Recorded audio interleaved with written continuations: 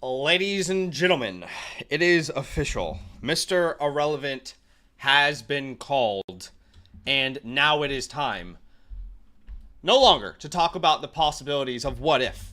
Where could these prospects land? No, in today's stream, we are talking about reality. All right, round 7 in the books. The NFL draft for 2025 officially done. We're going to get into some Dynasty rookie drafts, some Origins real drafts, and some team playbooks. If you don't know, we have a BOGO offer on our playbooks right now. But let's start with some winners and losers. I want to know your biggest winners and losers from day 3. Let's start a conversation, shall we? Let's start a conversation. Cam Skattebo. I know that says round 3. It should say round 4. I apologize. That should say round 4. Round 4 to the New York Giants. He was round 4, pick 105. Okay. Now, obviously, round 3 and round 4 hit rates are drastically different. We have talked about that many times on our stream. Round 3 hit rate, 50% for running backs. And then round 4 is 24%. So it does drop about 26%. But let's be honest, the opportunity is just absolutely brimming, overflowing in New York for Cam Skattebo here. The only person who was there was a Tyrone Tracy, who was a round 5 pick last year. Great player, but struggled to, keep hold of that football. Little Antonio Gibson vibes. Now you bring Cam Skattebo. He seems like the more logical option to be the guy that you funnel 10 to 15 carries through per game. Now, unfortunately, that means Tyrone Tracy is going to be our first loser. It looked like, we're in the clear. In fact, if you were on yesterday's stream, you probably heard us talk about, wow, this is a great day for Tyrone Tracy. He's a big old winner today. I mean, they didn't draft anybody, all right? They didn't draft anyone in the first 3 rounds. They had a lot of draft picks. Potentially, we might be in the clear. And then Nick Menet, out of nowhere, Cam Skattebo, boom, just completely nukes Tyrone Tracy's value. Look, I think this is probably a Rachaad White to the Bucky Irving situation now for Tyrone. We'll digest this over the next couple days and really get a good feel for our rankings. I don't think it's that drastic. I do think he'll be a little bit more involved than Rachaad White was with Bucky Irving, but it's certainly not good for his upside. And if you could have sold him for an early second, that would have been your best case scenario. All right, another winner though. Bayshul Tootin. I know it says round 3. I'm sorry. It should say round 4. Round 4, pick 104, okay? Everything's going to be day 3 in today's video. But round 4, pick 104, early 4th round. So this is great news for Bayshul Tootin. We already had this uneasy feeling about the other running backs in Jacksonville, but I want you guys to think about this for a second.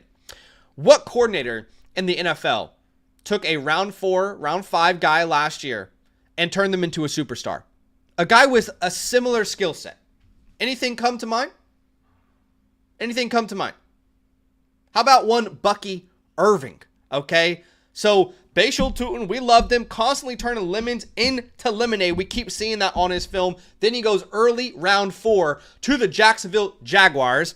I know it says round 3, guys. I'm sorry, it should say round 4.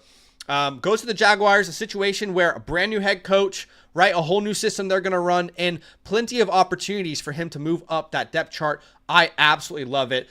Then the losers of this, obviously, is the Jaguars running backs, all right? Travis Etienne, another guy yesterday who we said, oh my goodness, maybe, just maybe, we could be looking at a situation here where Travis Etienne's in the clear, where Tank Bigsby's in the clear. They might actually have, real upside now. And then, bam, it gets nuked by Bayshul Tootin in round 4. I still think Etienne's probably your starter, but man, if this is Liam Cohen's guy, the end is near, ladies and gentlemen, unfortunately. How about Chase Brown? My goodness. It was touch and go. It was touch and go all offseason. At one point, the Bengals were top 5 in total running back visits, and it got everybody's alarm bells going off, including mine, okay? But Chase Brown pretty much gets through this draft unscathed. Now, there was a selection by the Bengals in round 6 of one Taj Brooks. So Taj Brooks in round 6. I'm a big fan of Taj Brooks, but I don't think a round 6 running back is serious threat to Chase Brown. Chase Brown has top 10 upside. Chase Brown truly has top 10 upside in the 2025 season. Now, another loser here. Unfortunately for Blake Corum, I view this, you can disagree with me. I wanted to find kind of like these digging a little deep type of guys here. I do think that Blake Corum is a potential loser in this cycle. Why? Because this team drafted Jarquez Hunter in round 4, a player that I really liked, one of my sleeper running backs in this class. So Blake Corum goes round 3 last year in a very weak running back class. Blake Corum goes round 4 this year. Jarquez Hunter goes round 4 this year. This just makes this backfield very confusing. I would also say, low-key, Kyron Williams, we're starting to have eyes. We're looking over a little bit and saying, is everything okay, coach? We okay over here? But definitely not a good look for Blake Corum here with Jarquez Hunter pick. Isaiah Pacheco. Maybe, just maybe, Chase Brown and Isaiah Pacheco. Are these the 2 biggest winners from the running back position of the entire draft? So we said there's a very realistic possibility that the Chiefs could replace Isaiah Pacheco, right? Come back from the injury. He didn't look like himself. They brought back Kareem Hunt.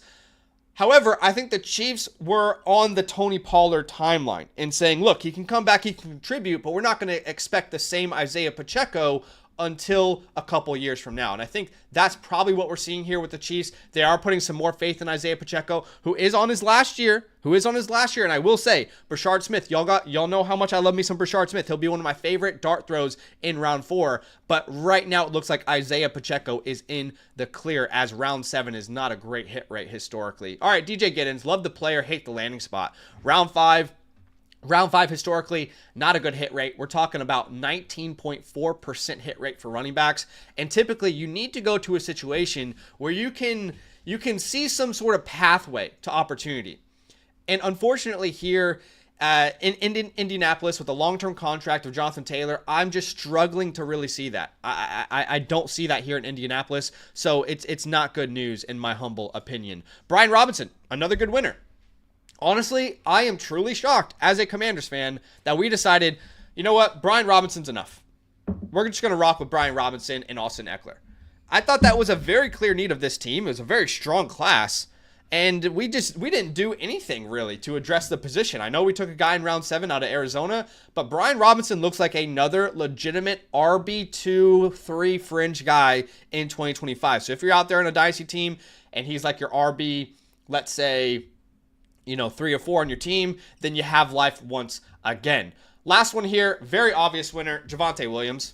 I mean, this is 2 years in a row. 2 years in a row, we told the Cowboys, you should probably draft the running back. Probably. Now, they did draft the running back, and his name is Jaden Blue, but they waited until round 5 to draft a running back. There were so many guys available at their picks that would have made a huge impact for them on day 1. But clearly, they believe that a combination of Javonte Williams, Miles Sanders, and Jaden Blue is enough for them. So if you've got Javonte Williams on your roster, there is a legitimate chance he could revive his career. If Javonte Williams, now 2 years removed from that injury, if he can somewhat recover what he was out of North Carolina, if he can be 70% of what he was, then there's a legitimate chance that he could be a decent asset moving forward. But as the chat is saying, the Cowboys are going to Cowboy. Let's bring in the man himself, Daniel Kuku Badaki. Anything in particular you wanted to talk about before we get into these rookie drafts from day number 3? Wide receivers, dead. I don't think we've really spoken about it. I mean, the guys... Yeah, Jalen Royals, I think he goes to the Kansas City Chiefs. I think, thank you for your service. I don't see a pathway for him at all unless one of those guys, Xavier Worthy, Rashee Rice, is out. And when it comes down to the Cowboys, I'm just, what I really want to do is put up Stephen A. Smith just laughing. Yeah, that is how I feel inside, that Jerry didn't do nothing to address the offensive weapons for Dak Prescott. Yeah, literally not a single thing. They didn't do a single thing to address the weapons that they had in Dallas. But we got a super chat here from Dark Twerk. He says, the biggest loser is my plans to draft Quinshon at the 103. If you were planning on drafting Quinshon at the 103 after they took him as a top 40 pick, and now you're not going to, look yourself in the mirror. Wake up. This is what I would say. Okay. I am not saying... He's in the same exact tier he was yesterday. This should not... He was in that tier 3 for me with Henderson, McMillan, Hunter, Ward. He is still in that same tier for me. Now, yesterday I had him ranked as my 6B in the class. That's still where I stand. But I like Dylan Sampson. You don't draft Quinshon Judkins top 40 and then not give him a majority of the workload. The only reason why, look, I agree with you. I'm not changing my rankings. I am not, remotely scared, but I think there's a conversation to be had. Why are you drafting 2 running backs here? Is Dylan Sampson just the backup? Or do you believe this could be in the future, a 60-40 type workload? Or I think even that, it should be enough of a conversation because how talented Dylan Sampson is. Different roles. Different 100%. Roles, but let's talk about this. Were you worried about drafting Jahmyr Gibbs with David Montgomery there? Different roles reversed. Guys that are important in different ways to different offenses. But every offense is going to have an RB2 moving forward. We're going to typically see that, right? Yeah. So I don't think it should concern us that much, in my opinion. But sure, I think the last thing, and then we can go on to mock drafts, is that the NFL is changing. They love a 1-2 punch. Yep. And maybe this is what the Browns wanted to do. They've been really consistent on having the guy, only one guy, the Nick Chubbs of the backfield there, and maybe they want to go into that role. I'm still not changing Quinshon Judkins in my rankings. I'm just exploring the conversation because I think in a year from now, where it's like, oh, Dylan's getting a little bit more. It's like, were we really surprised with what they were actually wanting to do? Because that's kind of the conversation we should be having. But anyways, I think he's fine. I think it's an overreaction, but I see where you're coming from. I mean, you don't draft the guy top 35, actually top 36. Yeah, I completely get it. I think he's going to be just fine. But sorry, go ahead. If you guys want to join this mock draft, all you have to do is join our Discord. That link is going to be in the chat there from the Nightbot, and that link is also in the description if you want to do that. Zach, I don't know if you want to join the mock draft, but that's what you're going to do. Go to the land. Okay, no worries. Go to the land tab and then go to mock drafts. Normally we usually put it under announcements, but we're going to put it under mock drafts. Maybe Zach can show you on the screen. It has a little cell phone thing on it, the little emoji. That's where we're putting every single mock drafts from now on. We're going to keep announcements and mock drafts a little bit separate. And we also want you guys, this is like the mock draft tab in the Discord right now. There's not another one. So if everyone in the community wants to start mock drafting together, you can use this tab. This is a great tab for you to use with the community as well. So yeah, 100%. So I'll put that link there. I see a lot of people are using emojis. 3, 2, 1. There goes that link. It is first come, first serve here. Lots to talk about. I will say I will have a updated rankings video out for you guys when you wake up tomorrow. Very excited to kind of digest this. I'm still digesting it myself. I still need to think through a lot of it logically. But just while we're here, if you guys are out there and you want to call into the show and you're a member with the promo code LAND on the Flock side, make sure you link your Discord and then paste any ideas or thoughts or questions that you have in the hotline tab. We'd love to hear from you. We'd love to have you call into the show, but let's get this started here in 3, 2, 1. Also, a couple important things to say. This is NFL draft weekend, all right? So there's a couple things at play right now, okay? A lot of people last night took advantage of our buy one, get one offer, okay? The BOGO offer is very simple. If you don't know, well, we are giving away team playbooks, buy one, get one offers. All you need to do, what do you do with your draft picks? You know, what direction does your team go? We can tell you that. All you got to do is become a promo code LAND annual Mother Flocker member. You'll get a voucher that you can use through the Flock store. Just make sure you choose Zach and Badaki and make sure you get it done live. If you're not a member with the promo code LAND, you can still get a team playbook from us. It's the same process. You just won't have a voucher. Now, it is important to state that if you want to take advantage of this week's buy one, get one offer, all right, which is essentially you need to buy a live playbook and then you'll get an offline playbook completely free. That means that you need to become an annual Mother Flocker today, or you need to purchase a team playbook today, a live team playbook, all right? Please let us know if you have any questions about that, but we'll be doing some team playbooks towards the end of today's stream, but I want to make sure that everybody knows about that team playbook offer. I'll put a link in the chat in case you are looking to become an annual member or you just want to purchase a playbook a la carte. And we are also giving away a team playbook, all right? One more thing before we jump into this mock draft. We're giving away a live team playbook on today's stream. All you need to do is type in LAND, L-A-N-D, into the YouTube chat. Doesn't matter what promo code you're on the Flock site. I don't care, okay? These giveaways are for the people. You are the people. So whatever promo code you're using on the Flock site is totally fine. All you got to do is type LAND into the chat and like the stream. Those are the two things you need to do to enter to win a free team playbook. as we got another super chat there. But wow, look at the start of this draft, Badaki. Ginty, I Hampton, know, Henderson, dude. Ward, Judkins, Johnson. I can totally rationalize the first 5 picks, but to take a round 3 running back, I love Caleb Johnson. You guys know I love Caleb Johnson. But to take a round 3 running back over the guy who was the highest drafted wide receiver since Calvin Johnson, all right, a top 10 wide receiver in T-Mac, rather, McMillan, okay? I'll say the whole thing. That is just, that's too far for me, guys. Y'all going too far over the edge, and I can't stand for it. We're going to grab Travis Hunter here at the 107. I think I got a massive steal, and I think you're about to get a massive steal as well. There you go. I'll take Tet right there as well. Look, yeah, I completely get it. And I think people are getting excited about Caleb and his workload, but like we have to understand that, like Zach said, first round wide receivers, that hit rate, specifically the top 10, is pretty significant versus a day 3 running back. And there goes RJ Harvey at the 109 here. Okay. It looks like a lot of people are really planting their flags on specifically these 2 running backs. So I think we both have them right now, 201, 202, really back to back. Obviously things are going to change throughout the weeks. Yeah. Hell, we have a real rookie draft in less than 24 hours from now with our Alpha League, where you're going to see us put our money where our mouth is. Is that tomorrow?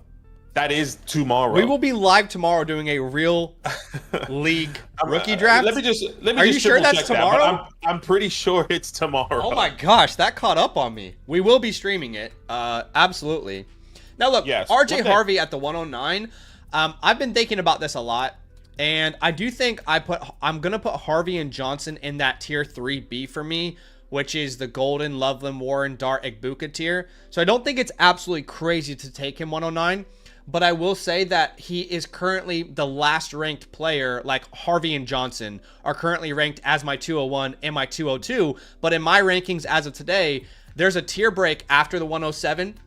So these first 7 players that you see off the, actually it's 8 minus Caleb Johnson in today's stream, this draft.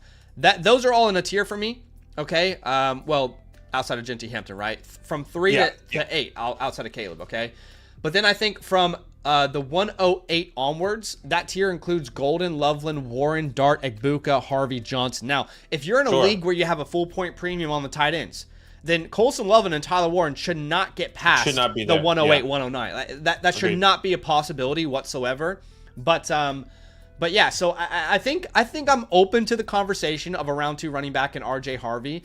The age worried me, but if Sean Payton's not worried about the age, I'm not going to be worried about the age. I saw a lot of Kyron Williams in RJ Harvey's game, so I think he could be one of those weapons that you can feed both on the ground and through the air. I appreciate y'all for being here with us. Do us a favor, smash that like button to show some love. Got a like goal today of 250 likes. With your help, I know we can get there. We are also giving away a live team playbook. In order to enter, all you need to do is type in land into the YouTube chat and like the stream. Those are the 2 things you need to do here. After we went Hunter McMillan, we had Harvey, Golden, Warren, Egbuka, and I got to ask the question, who is the best value in round 1? What do you guys think? Who's the guy that's a glaring value in round 1? I want to hear your opinions. I want to hear your thoughts. But before we do, we had a super chat from Cameron. Cameron said, quick one for y'all. What do you think about Swift? And also, same question for Bigsby Etienne. I think Swift is a big winner, obviously. I will say this. I will be drafting so much Kyle Monangai this year. He will be like an auto pick for me in round 4. I know he went round 7, but I am just not convinced that Swift is going to be the guy for them long term. So I think he'll have an opportunity with how inefficient Swift was last year. I'll be drafting a lot of Kyle Monangai, but Swift is definitely a winner. He looks much more reliable right now.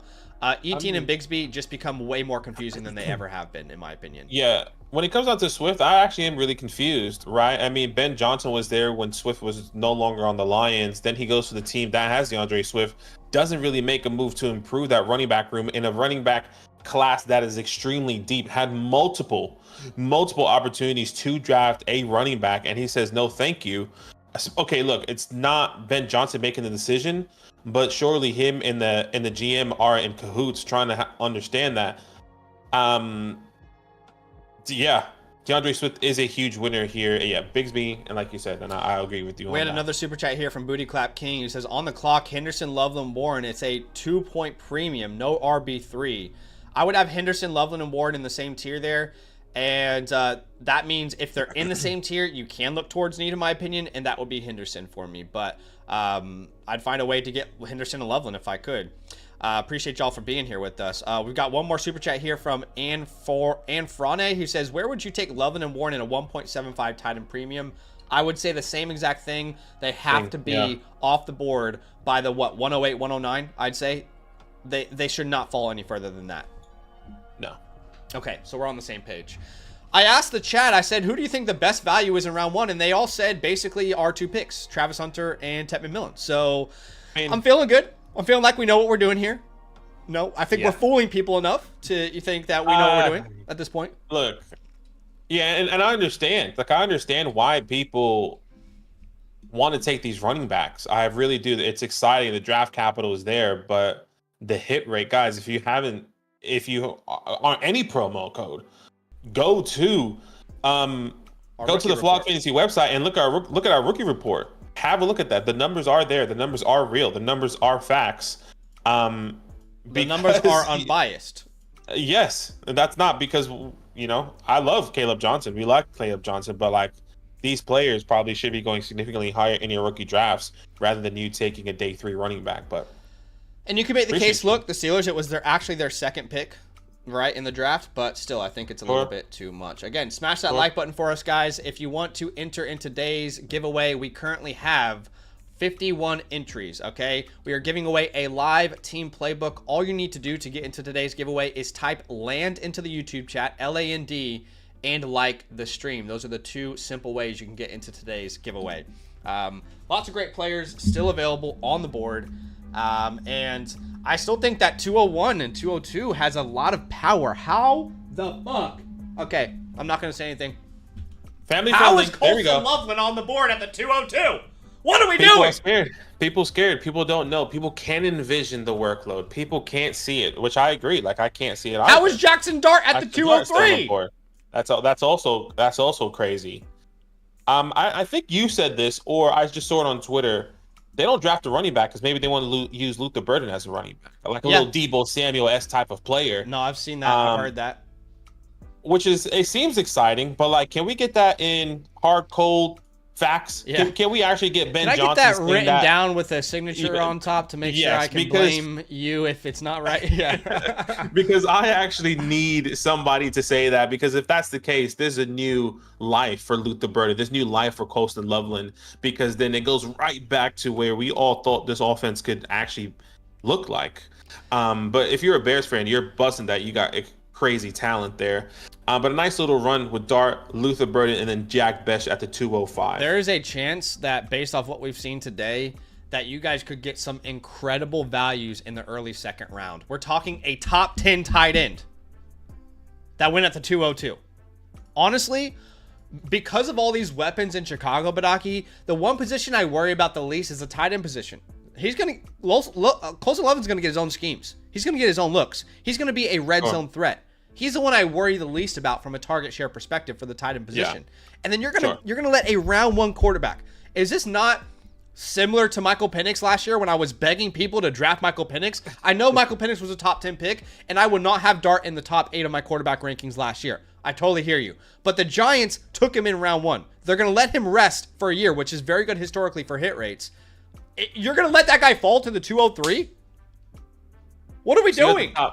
See at the top, ladies and gentlemen, I'm loving it. The New York Football Giants are back. Woo! There goes Jalen Royce to the Kansas City Chiefs. Hate the landing spot. It's sad. Done. It's dead. It really, really makes me sad. I'm not gonna lie to you. I really struggle to see if Rashee Rice is healthy, where he fits in this offense. One of my comps for him was like a mini Rashee Rice. Rashee Rice, yeah, a lot of people had Rashee Rice for Royals, yeah. The amount of players in this year's draft that have been drafted to teams that I had the comp for them is an all-time record. With Luther Burden, right? Everyone comped him DJ Moore. Jalen Royals going to the Chiefs. Egbuka going to where Godwin is. I mean, the amount of comps I had, that's where they landed is an all-time high. I'm going to take Cam Scatterboo here. We're going to start a conversation, okay? I do think that this second round has formed a little bit different for me after day 3. He goes early round 4 to a situation where I love Tyrone Tracy, but I struggle to see Tyrone stopping Cam Scatterboo from being a important and vital part of your offense. So I have this tier from the 203. It goes from 3, 4, 5, 6, 7, 8. I think the 203 to the 208 is one massive tier in my rankings, and that tier would include like a Burden, Higgins, Besh, Harris, Scatterboo, and a Tootin. And I don't care which way you go. I think you can make a solid case for any one of those names. I do have Burden at the top of that tier, but man, I struggled to see Cam not getting a vast amount of opportunities in your offense from day 1. Yeah, I completely agree, and I think that's exactly where Brian Dable wants to go. He wants to have a 1-2 punch. Once again, he's molding his offense. I guess maybe at like the start of how these running backs are being complemented. Tyrone Tracy is a pass catching back. Tyrone Tracy can go out and play multiple positions where Cam Scatterboo can be maybe the goal line type of guy, because we saw Tracy get stuff at the goal line multiple times. So I'm excited. I think this could be a 50-50 backfield right now. That's how I truly feel. I don't think it's going to be one is going to win over the other. I truly believe they love both of these guys, and both of these guys are going to be in this backfield significantly. And obviously that can change as time goes on there. All right, I'm about to roast the shit out of the people who are drafting with us. What is Shedeur Sanders doing in the second round? Can someone explain this to me like I'm 5 years old? What is Shedeur Sanders doing at the 209? Someone please explain this to me like I'm 5. Okay, we've talked about this so much on our channel, the historical hit rates for quarterbacks. Do you want to know what makes this even more confusing though? I mean, guys, seriously, I'm not just having to go. I'm not just like trying to rile you guys up. So Sanders goes round 5 to the Browns, right? Sure. Okay. Can anyone tell me, did the Browns draft a quarterback in this class yet before that? I want you guys to think about this for a second. Dylan Gabriel was a round 3 pick.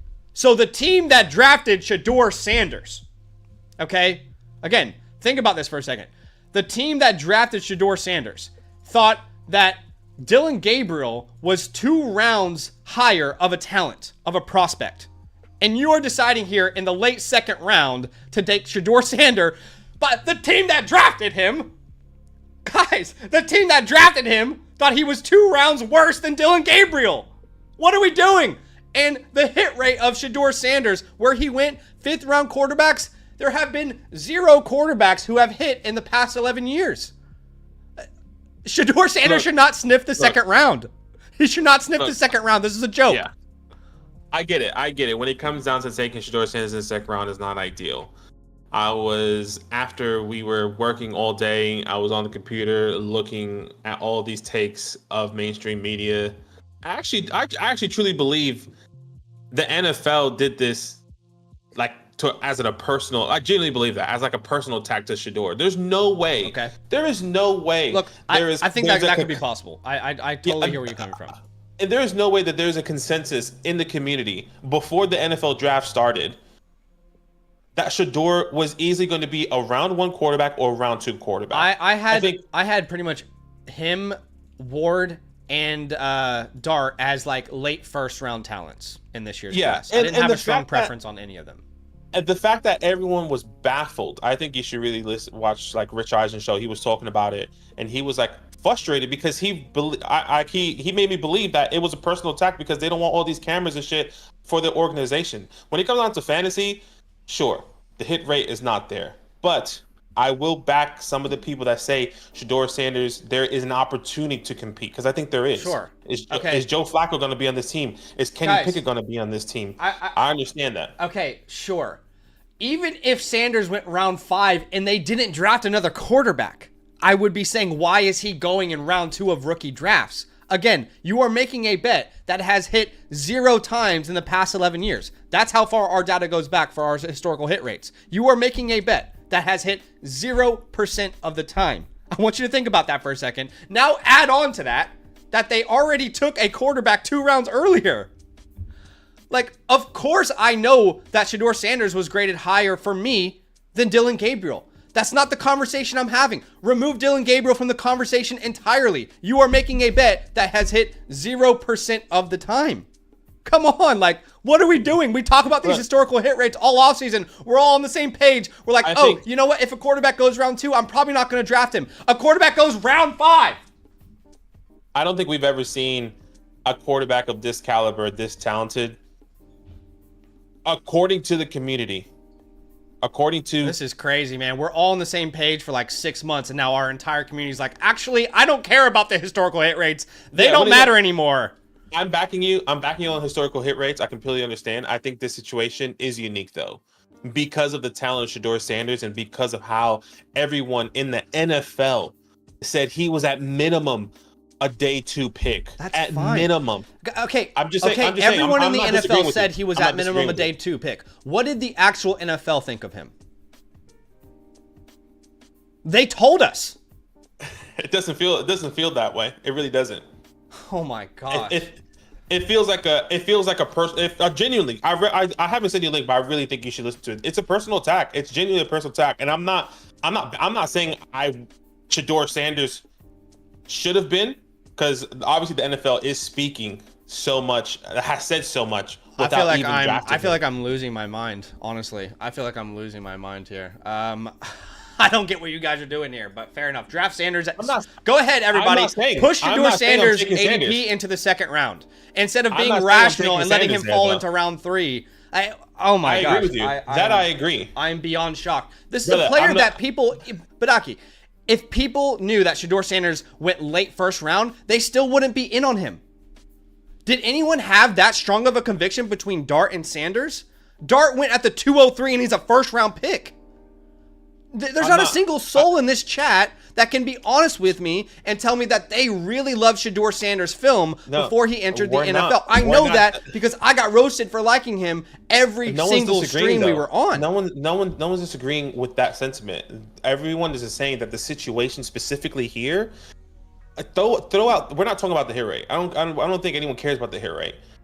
We're just talking about the situation and how he is talented. He is of this caliber player, and he went in the 5th round. I'm not that the situation is unique. This is crazy, dude. Obviously, the situation is unique. If he went in round 2, it would be a unique situation. If he went in round 3, it would be a unique situation. I think if it was round 2, it makes sense. I mean, guys, if he went round 2, it makes sense. The weirdest thing about this entire thing is I have been completely. Every stream we're on, people have been like, there's no way that you like Shedeur Sanders. There's no way. You like Shedeur Sanders? Are you crazy? That has been the sentiment for 6 months. And now he falls. This is worst case scenario. He goes 5th round. And now everyone's in.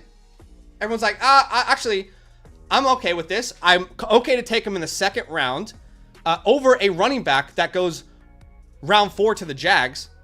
I'm actually totally fine with it now. Now I'm in on him, and I'm actually pushing him up the draft board based off historical hit rates. It's crazy, man. I don't get it. I don't get it. But obviously, I'm wrong. Everybody in the chat is anti my take, so I'm just going to let you guys do whatever you want. Maybe it's a historical crash out for me, but I just think everyone is ignoring everything they've thought this entire offseason, and now they're just all aboard. Like, yeah, I'm actually fine with pushing a 5th round quarterback into the 2nd round. It's never... I just want to make it clear. Whatever. I agree with you. I'm not taking Shedeur Sanders in the 2nd round. I'm just saying the situation is very unique to what has happened here in the NFL. How is Tyler Shutt going after him then? Nothing is making sense to me at all. I don't know. That's what I'm saying. This is unique because, like, Shedeur Sanders, who is was consensus QB1 in a lot of people's boards, not even just you. Forget about fantasy. We're talking about real NFL. Shedeur Sanders was a consensus QB1 on a lot of people's boards. People that do this shit better than us. Yeah, I know that. And he fell to the 5th round. I don't think we've ever seen that in our lives. What have we always said, though? Sure, it's a personal attack on Shedeur Sanders. Sure. But what have we always said since we started? Quarterback is the most difficult position to scout. Even if Sanders was a top 10 pick, we would not know if he's going to hit. 100%. Okay, keep that in mind. If Shedeur Sanders goes top 10, Badaki, everyone is on the stream telling me he's being drafted too high in rookie drafts. I know that for a fact because every time we had a mock draft where we used those landing spots and he was top 10, everyone said it. He's going too high. Okay. And now he falls to round 5. This is unfathomable to me. Unfathomable to me. He falls to round 5 and everyone is now on Shedeur Sanders as a mid-second round pick. I don't know. Maybe I'm having a historical crash out. I think you guys are insane. I'm with you. I'm not taking Shedeur Sanders. All the conversation I'm trying to have is that this situation is crazy. The situation is unique. I will give you that. The situation is unique. Yeah. 100%. I'm right there with you. Like, Sanders would be a really great, an incredibly fun pick to make in the 4th round of your rookie draft. I actually, now thinking of the community, I actually don't think you're going to get Sanders in the 4th round. That is what I'm trying to tell you guys. People are going to push his ADP up this high. There's not a single 100%. Reason to take him there. Yeah, and I agree. Like, you shouldn't take him there. You shouldn't take him in the 2nd round. I think I would take him potentially over some of these tight ends. Like, if we're really having the conversation, I would take him over the Taylors, the Royals, the Fergusons, the Fannons, just to have fun. Maybe I got my Colston Loveland or Tyler Warren in the 1st round, and then Shedeur falls to me in the 3rd. That's fun. Let me do that because of the talent. I just really would like to know, like, what happened. Because I think it's pretty fucked what happened to Sanders. I'm not going to disagree with you there. I'm not going to disagree with you. I truly believe that was meant. That look, people were like, nah, we don't want him because of everything that comes with. But like, you're not. It's talent over everything, you know. We're all on the same page that Shedeur Sanders is more talented than a 5th round pick. The issue again that I'm going to bring up is that everyone was against him when he was a 1st round pick in all of our mock drafts. Wait, if his name is not Shedeur Sanders and he goes 5th round, genuinely, guys, if his name is not Shedeur Sanders and he goes 5th round, where you take, you're probably, can I be respectful for a second? You're probably not even considering drafting him in your rookie draft. If this is a different name, if we don't talk about this story, was there another quarterback drafted in round 5, by the way? Brother, I don't think it's about the name. I think it's about the talent. If Tyler Shook was, but we always rely on the overall NFL to tell us what the talent is of a player. That's why we use historical hit rates. And I'm not disagreeing there. I think you take the name away, and if Tyler Shook was the 101 quarterback on the board, and he fell to the 5th round, it would be the same shit. It's like, what happened? Why would somebody fall to? I get it. Will Levis was projected to go in the 1st round, but he falls to the early 2nd. That's okay. Right? Like Sam Howell projected to go in the end of the 1st, 2nd round, but he falls to the 5th. It's whatever. Or you think he falls to the 4th or something like that. But like, it's the 101. We're talking about the 1st overall guy that was supposed to go, or it was not the 1st overall. Not the 1st overall. Excuse me. The 1st quarterback in a lot of people's consensus, and then he falls to the 5th round. At one point, Sam Howell was supposed to be a 1st round pick. People said that Malik Willis was the 3rd overall pick. Who cares? What actually happened in those drafts? I don't know. I'm going to lose my mind. All right, I'm going to stop talking about it, but we got some super chats. If you guys are going to donate a super chat, I would definitely ask and request that you do it through the Flock site, just because YouTube does take 30% of your donation. But if you want to submit a trade question or a super message, you can see that here on the Flock site. I'll put a link here in the chat. I know quite a few of you are wanting to know our thoughts and our opinions. Matthew here, I appreciate the donation, though. He says, I'm at the 2-3 and need a running back. Would you take Trey Harris, Burden, or Scat the Man? I would be looking to trade back. First thing I would say, I'd try and trade back from the 206 and have someone else make that decision for me and get extra value.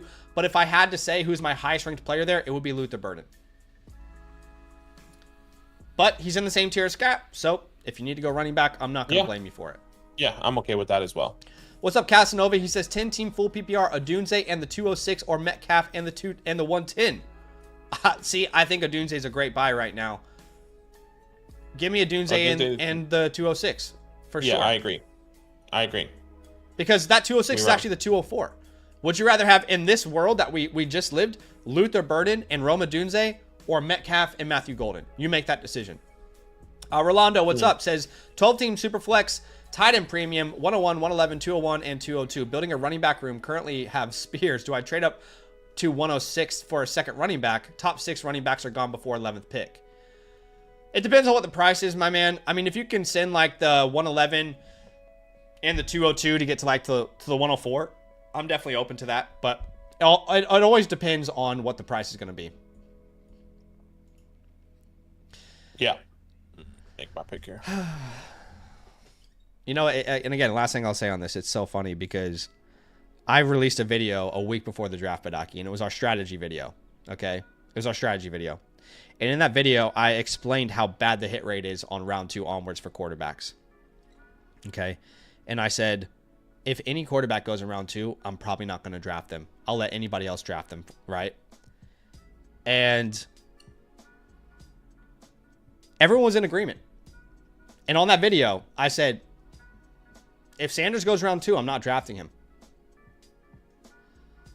No one had a problem with it. Here we are, round 5, and everyone's turned into a Sanders believer. I don't know. I think it's that's more, the last thing I'll say. Okay. Yeah, we can move on from the conversation. That's funny. I've never been more baffled after a day 3 than I am today. But I love it. If you're out there and you can keep pushing Sanders up the ADP, man, let's get him into the early 2nd round. Let's get some of these other guys to fall, please. I love it. I mean, by the way, he goes to a franchise that just got an extra 1st-round pick from the Jaguars. No, we're not even talking about that. These guys have 2 1st-round picks that could be in the top 10 next year in a quarterback class that currently looks 6 deep. Now, everybody has a lot to prove. I don't know, man. Well, let's get into another mock draft, all right? Let's get into another mock draft. How can people join this one, Badaki? Join our Discord, guys. That link is in the description. That link is in the description. I'll put that link in the chat here if you just type in !Discord. That link will come up there from the Nightbot. We appreciate you guys. Go to the mock draft tab, and I'll send that link out here for you guys. And once I get that link, I'll send it here. Okay, Zach is going to send that on the mock draft tab. Join our Discord. Go to the Go to the land tab with the orange footballs. Then go to mock draft with the phone icon, and we'll send that link there. In 3, 2, 1. There you go.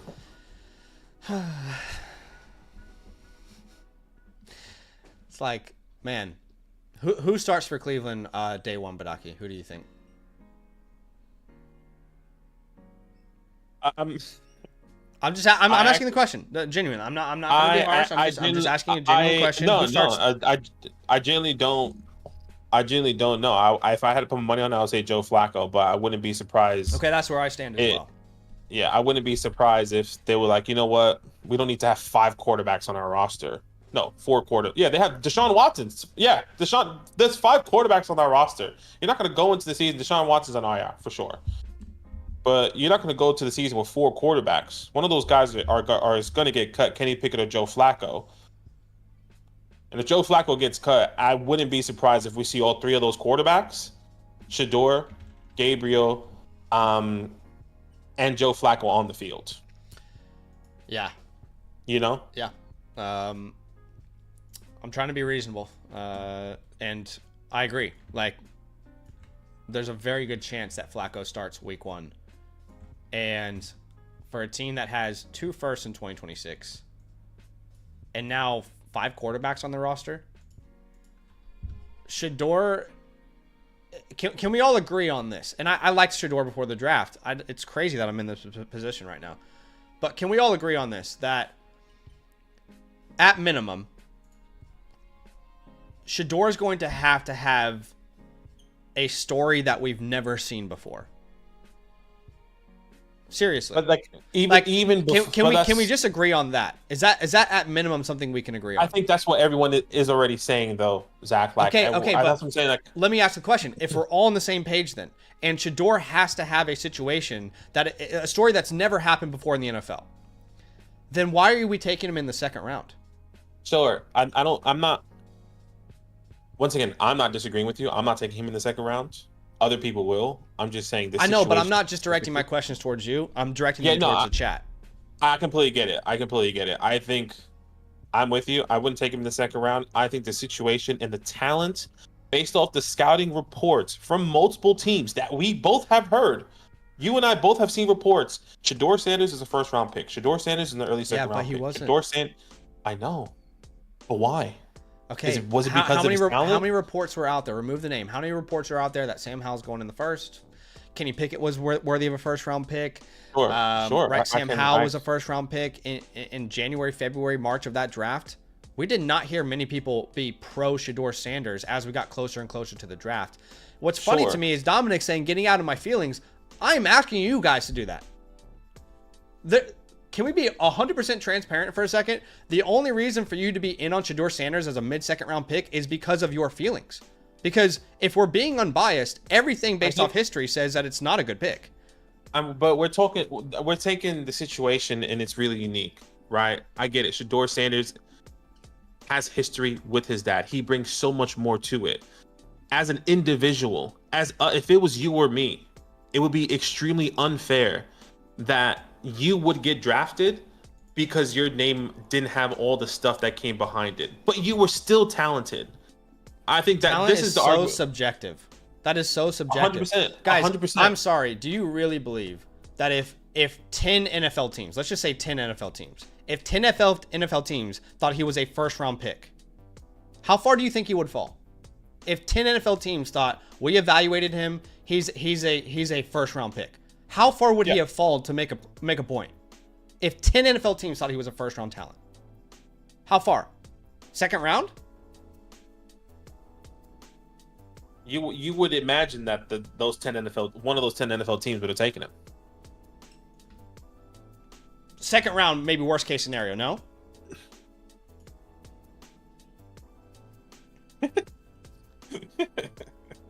I'm asking the question. No one wants to answer it. All right, we got some super chats here. Skunk says, do you think it's completely unrealistic for Sanders to win the job this year? I'm not a fan and wouldn't take him second, but third round. Sure. If you want to take him as a late third round, as a dart throw, I mean, the hit rates on third round picks are very bad anyway, historically. I don't have a problem with that, but not when there's like a running back that has a clear path to win the job. That's what was so frustrating last time. He went over Tootin. Like, it's just like, come on. Sure, third round, that's fine.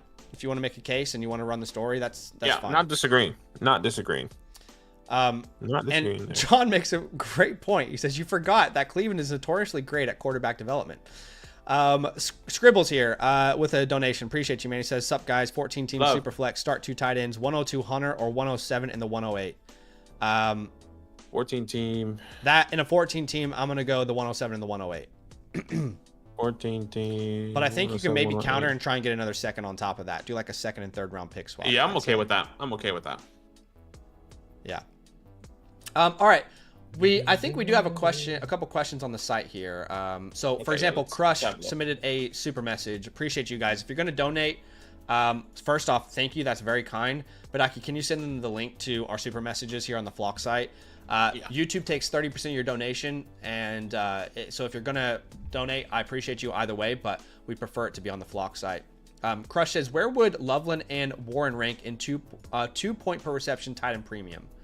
So we talked about this a little bit earlier, but in a 2 point per reception tight end premium league, I think you can rationalize taking these guys as high as like the 104. I'd say like 104 to 106 range.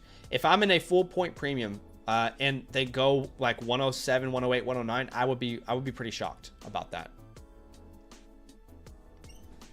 Yeah. So yeah, do you agree, Badaki? Yeah, I agree.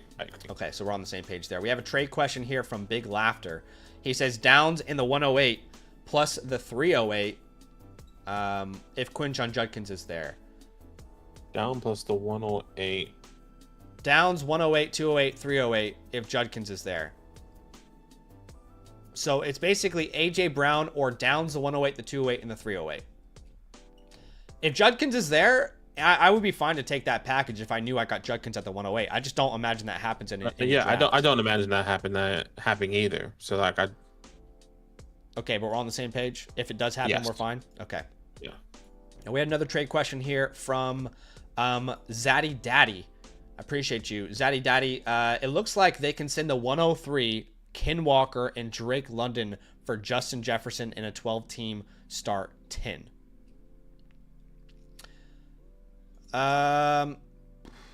Man, that's a tough one. I think I'm probably... Is it crazy to say I'm probably keeping the players I have? I mean, looking at your team, man, you cannot afford to make a deal like this. Quite frankly, look at the depth of this team. If you lose London, Walker, and the 103, you have no first this year. Your team is in no position to go get Justin Jefferson for that type of offer, in my opinion. You can't afford it. Yeah, I'll be okay to hold 103, Walker, London. Yeah, especially with the team. I'll back you there. If you make that move, then your RB2 becomes Jalen Wright. Yeah. Does he lose? And you lose the 103. And you lose the 103. Yeah. Don't do that. No way. Not going to work. But again, if you guys want to submit a super message to the site, be more than happy. I accidentally auto-picked Isaiah Bond. I'm too worked up. So Shedeur Sanders goes at the 212. Great pick. Really smart pick. I mean, he'll be the starter by the end of the year. He's tight right now. He's tight. He got him. Look, to be fair, Badaki, people said I was crashing out. Let's be honest for a second, Badaki, okay? It is always difficult to digest right after the NFL draft. And sure. To be fair to me, last year I was so upset and confused why no one was drafting Michael Penix. So, To be fair, the entire chat was against me last year as well. They said, there's no way you should draft Michael Penix. When is he going to start? In 3 years from now? And I was begging people. to go out there and take Michael Penix. I mean, we were at the 206, and I was like, guys, there's no reason. Everyone's like, you're crashing out, Zach. You're crashing out. And I'm sitting here saying, logically, there is no way Kirk Cousins finishes that contract. Please, I'm begging you. And everyone said I was crashing out. So all I'm saying is, the chat has been against me before. Yeah.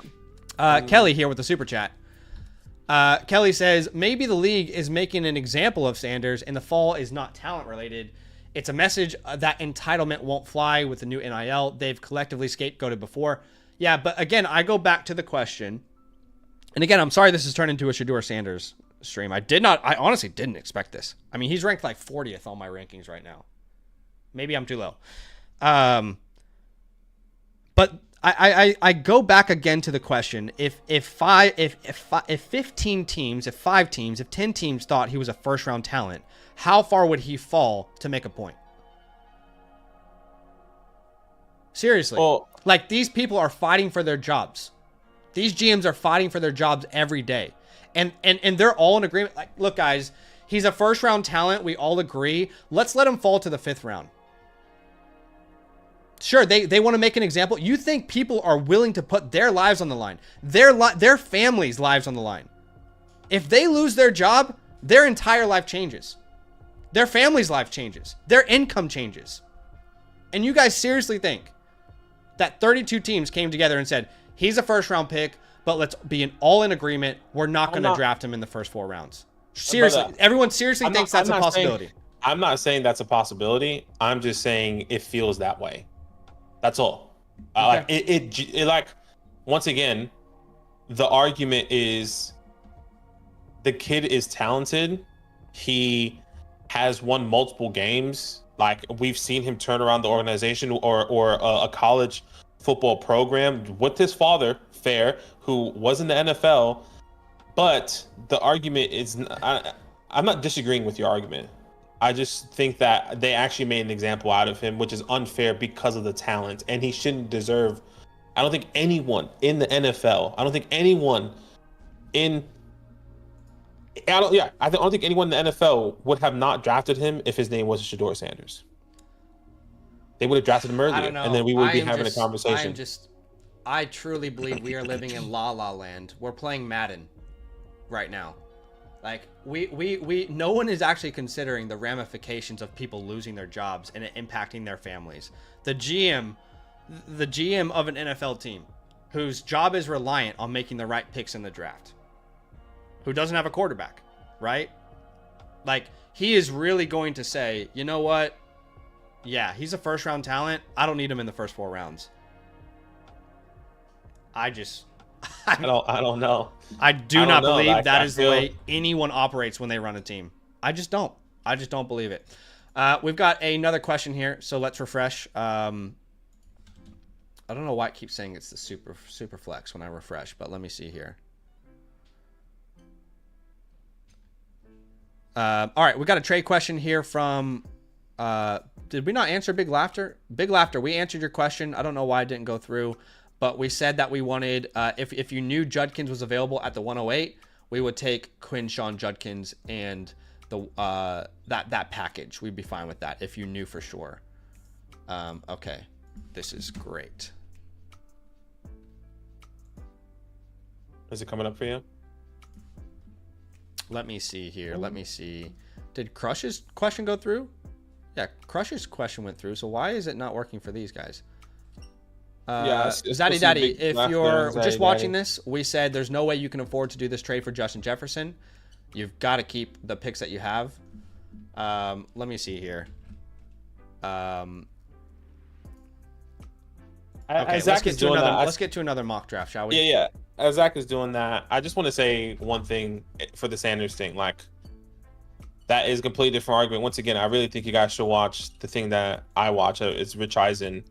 And he was breaking it down, and he thinks it was a personal attack, which I truly believe that is. But, like, we have people that currently in the NFL have, like, assault cases on them. I mean, it's Mike Green. He has 2 sexual assault cases, and they go out and draft him. But we want to make an example of Shedeur Sanders because he comes with cameras and lights and his dad. That's pretty fucked up, I think. Sorry, family friendly stream, but that's pretty messed up that we're going to get a guy right now who we know, whether it's true or not, to be fair, proven until innocent until proven guilty. And you draft him saying like, oh, it's okay. Like, we're going to take this guy because he's talented. If that was the case, then we should be taking Shedeur. Like, it does, whether or not whatever he comes with. Once again, like, I agree we're not taking him in the second. I just think what the NFL did, whether they all came together or not, or maybe it was an unwritten thing, an unsaid thing, it was pretty messed up. Is there no possibility that NFL teams did not view him the same as the media? Is that not, like, genuine question, is that not a possibility from anyone? I agree. But the media has come out, has said that multiple GMs have viewed Shedeur Sanders as a first-round pick. So whether that was all smoke or lie, or all smoke or a complete, or lie, then we were all bamboozled about Shedeur Sanders. The NFL made him look like a joke, made him look like he was going to go in the first. I don't think the NFL has done that to anyone. Oh, this guy's a first-round pick. Bob Joe's a first-round pick. We're going to say he's a first-round pick for the last 4 months. Yeah. And then when it comes down to it, 5th round. What the fuck? Like, why am I here then? Why am I in this position? Why? You get what I'm saying? Yeah. It doesn't make any sense. Jay Jackson has a question. He says, Gabriel ran a 4.47. Any chance he turns into a wide receiver like an Edelman? I haven't heard the Browns say that they plan to play him at wide receiver, but I guess it's a possibility. Have you heard any rumors about that? No, I haven't heard anything. No. Okay. Yeah, so I have not heard about that personally, but doesn't mean that it hasn't happened. Let's get into a third mock draft, and I want to focus more. I actually won't talk about Sanders again. I've said everything I think, so I promise the stream we will focus strictly on the mock draft. As Genty goes 101, Hampton 102. We've got nothing crazy at the 101, 102 this day. Yesterday and the day before, we had some craziness there, but nah, it's all kind of locked up there with that 101, 102, which is good. I feel like that is consensus. Kind of what we were saying all along, like consensus. If Amarian does go in the first round, you kind of lock up that 101, 102, knowing what you're going to get. Yeah. Then you see Tet and Hunter. I think this is the first time we see these 2 wide receivers go ahead of Cam Ward there, which is very interesting. And I think it's valid. Like the 103, I think these guys are in that tier for me. I think there's about 6 players that you can rationalize at the 103, which is why the 103 is the best trade down spot this year. If someone wants desperately Hunter, McMillan, Henderson, Ward, Judkins, and you can trade down to the 107 and get a future first, I think that is going to be the smartest move in Dynasty rookie drafts this entire year. B. Goffner, what's up, B. Goffner? Says, what's the well. difference between Shador's evaluation and who Brock Purdy is as a quarterback? I don't know what to say other than Brock Purdy was a historical outlier, so I don't know what the point. Like, what are you trying to say there? I'm trying to move on past the Sanders conversation. I appreciate the donation big time, but Brock Purdy is like one of the biggest historical outliers. I think is that not making my point? I think he is the only he's the only 7th round quarterback that has hit. Tom Brady was only 6th or 5th round quarterback that has hit. I think we have 2 first round or 2 third round quarterback that's hit. I think Kirk Cousins and I guess technically didn't hit, but Russell Wilson was the 1st round quarterback or 3rd round quarterback that hit. So it's really rare when you see some of those guys that do go drafted in those later rounds that are going to hit. I'm not saying Shador Sanders is going to hit. I think that's another thing. Like I'm not anti-Zach's conversation. I'm not anti-Zach's I'm not laughing at you. No, I know. I'm not saying you are. I am not going to comment on what just happened in the first round. Cam Ward, let's talk about it. Tyler Warren at the 107, Colson Loveland at the 108, Judkins at the 109, Caleb Johnson at the 110, Luther Burden at the 111. Super interesting draft. Someone makes the steal of the draft so far here. Shador Sanders at pick 12. Great pick. The future franchise quarterback for the next 15 years for the Cleveland Browns. And then RJ Harvey at the 201. Who do you guys think? Who is the best value in round 1? What do you guys think? Has to be Shador Sanders. What do we think? Best value, Shador. Come on. Put it in the chat. They did my boy Dirk now. That's funny. Let's quickly switch up stream. Switch this up. 863 of you guys watching. That's incredible. I appreciate you guys big time. Hey, clearly more than half of you disagree with my opinion. That's great. That's the beauty of Dynasty football. That's why we love being here, having these conversations. Do us a massive favor, smash that like button for us to show some love. Look, I still need to digest everything. Maybe I'll have a different opinion tomorrow when my rankings come out. But I appreciate y'all for being here with us. I would love to let you know that we are doing a giveaway for our live team playbook. If you want to get involved, if you want to get your entry in, all you need to do is type LAND into the chat, LAND, and like the stream. Those are the 2 things you need to do to enter into today's giveaway. And I also would love to let you know that later on in today's draft, we are doing some team playbooks, some live team playbooks. If you're out there and you want to know what to do with your draft picks, what do you do with your draft picks? What direction should your team go? Well, we're going to help you with our playbook. You can get one by becoming a promo code LAND annual Mother Flock. Remember, you'll get a voucher that you can use through the Flock store. And then make sure you just get that team review from Zach and Badaki and make sure it's live. Now, we are running a BOGO offer as well on our team playbooks. So if you want a team playbook, and you want to get the buy one, get one offer, very simple, okay? Purchases have to be made today. So if you were a member previously and you've been waiting to submit your voucher, you won't be eligible for this. But if you make a purchase today, if you become an annual member today with the promo code LAND, Mother Flocker member, and you submit a live playbook, has to be a live playbook, then you will get an offline playbook completely free. It's a buy one, get one offer. I appreciate y'all big time for being here with us. And let's get into round 2, shall we? RJ Harvey off the board. And obviously this has been fun. This has been fun. I mean, people are maybe, upset that I'm going too hard on Sanders, but I'm having fun. I'm having a lot of fun. No, look, I think it's all love. I think once again, this situation's unique and a lot of things are going to come to light, I would say, in the next coming months. And maybe our situation is going to change, or maybe our opinions are going to change, but that's okay. And look, the past couple mock drafts, Caleb Johnson has been a lock for the first round. I really wonder if that's going to happen in our real. I think so. I think a lot of people are going to let like a first round quarterback, how does like Matthew Golden at the 205 with Caleb Johnson at the 110 is very confusing. I'm not gonna lie to you. Like, would you agree with me? Like that is... I mean, yeah, I completely agree. I mean, I would be taking Matthew Golden higher, and maybe people are really leaning on ADP here, and maybe the ADP is not really showing what's going to happen. Obviously, ADP is going to change, but I would personally be taking Golden as high as the 110 or as high as the 17 potentially, just really depending on how you go about it. Appreciate y'all for being here big time. We've got some questions here on the Flock site. Let's have a look at them. And the first question is, who is it from here? First question is from M. Bragdon. I appreciate y'all. Badaki, can you tell them, send them that link again if you guys want to submit a question to us? There's a super message feature on the Flock site. YouTube takes 30% of your donation, so we would prefer, if you want to give us a shout out, do it on the Flock site. But either way, we appreciate the love. But Bragdon here with the question on the site says, the 101 owner is wanting the 204 on top. Is this too much? So you would be giving up Nico Collins and the 204 for Ashton Genty. I think we can probably come up with a counter. Like, does that guy have a late second potentially?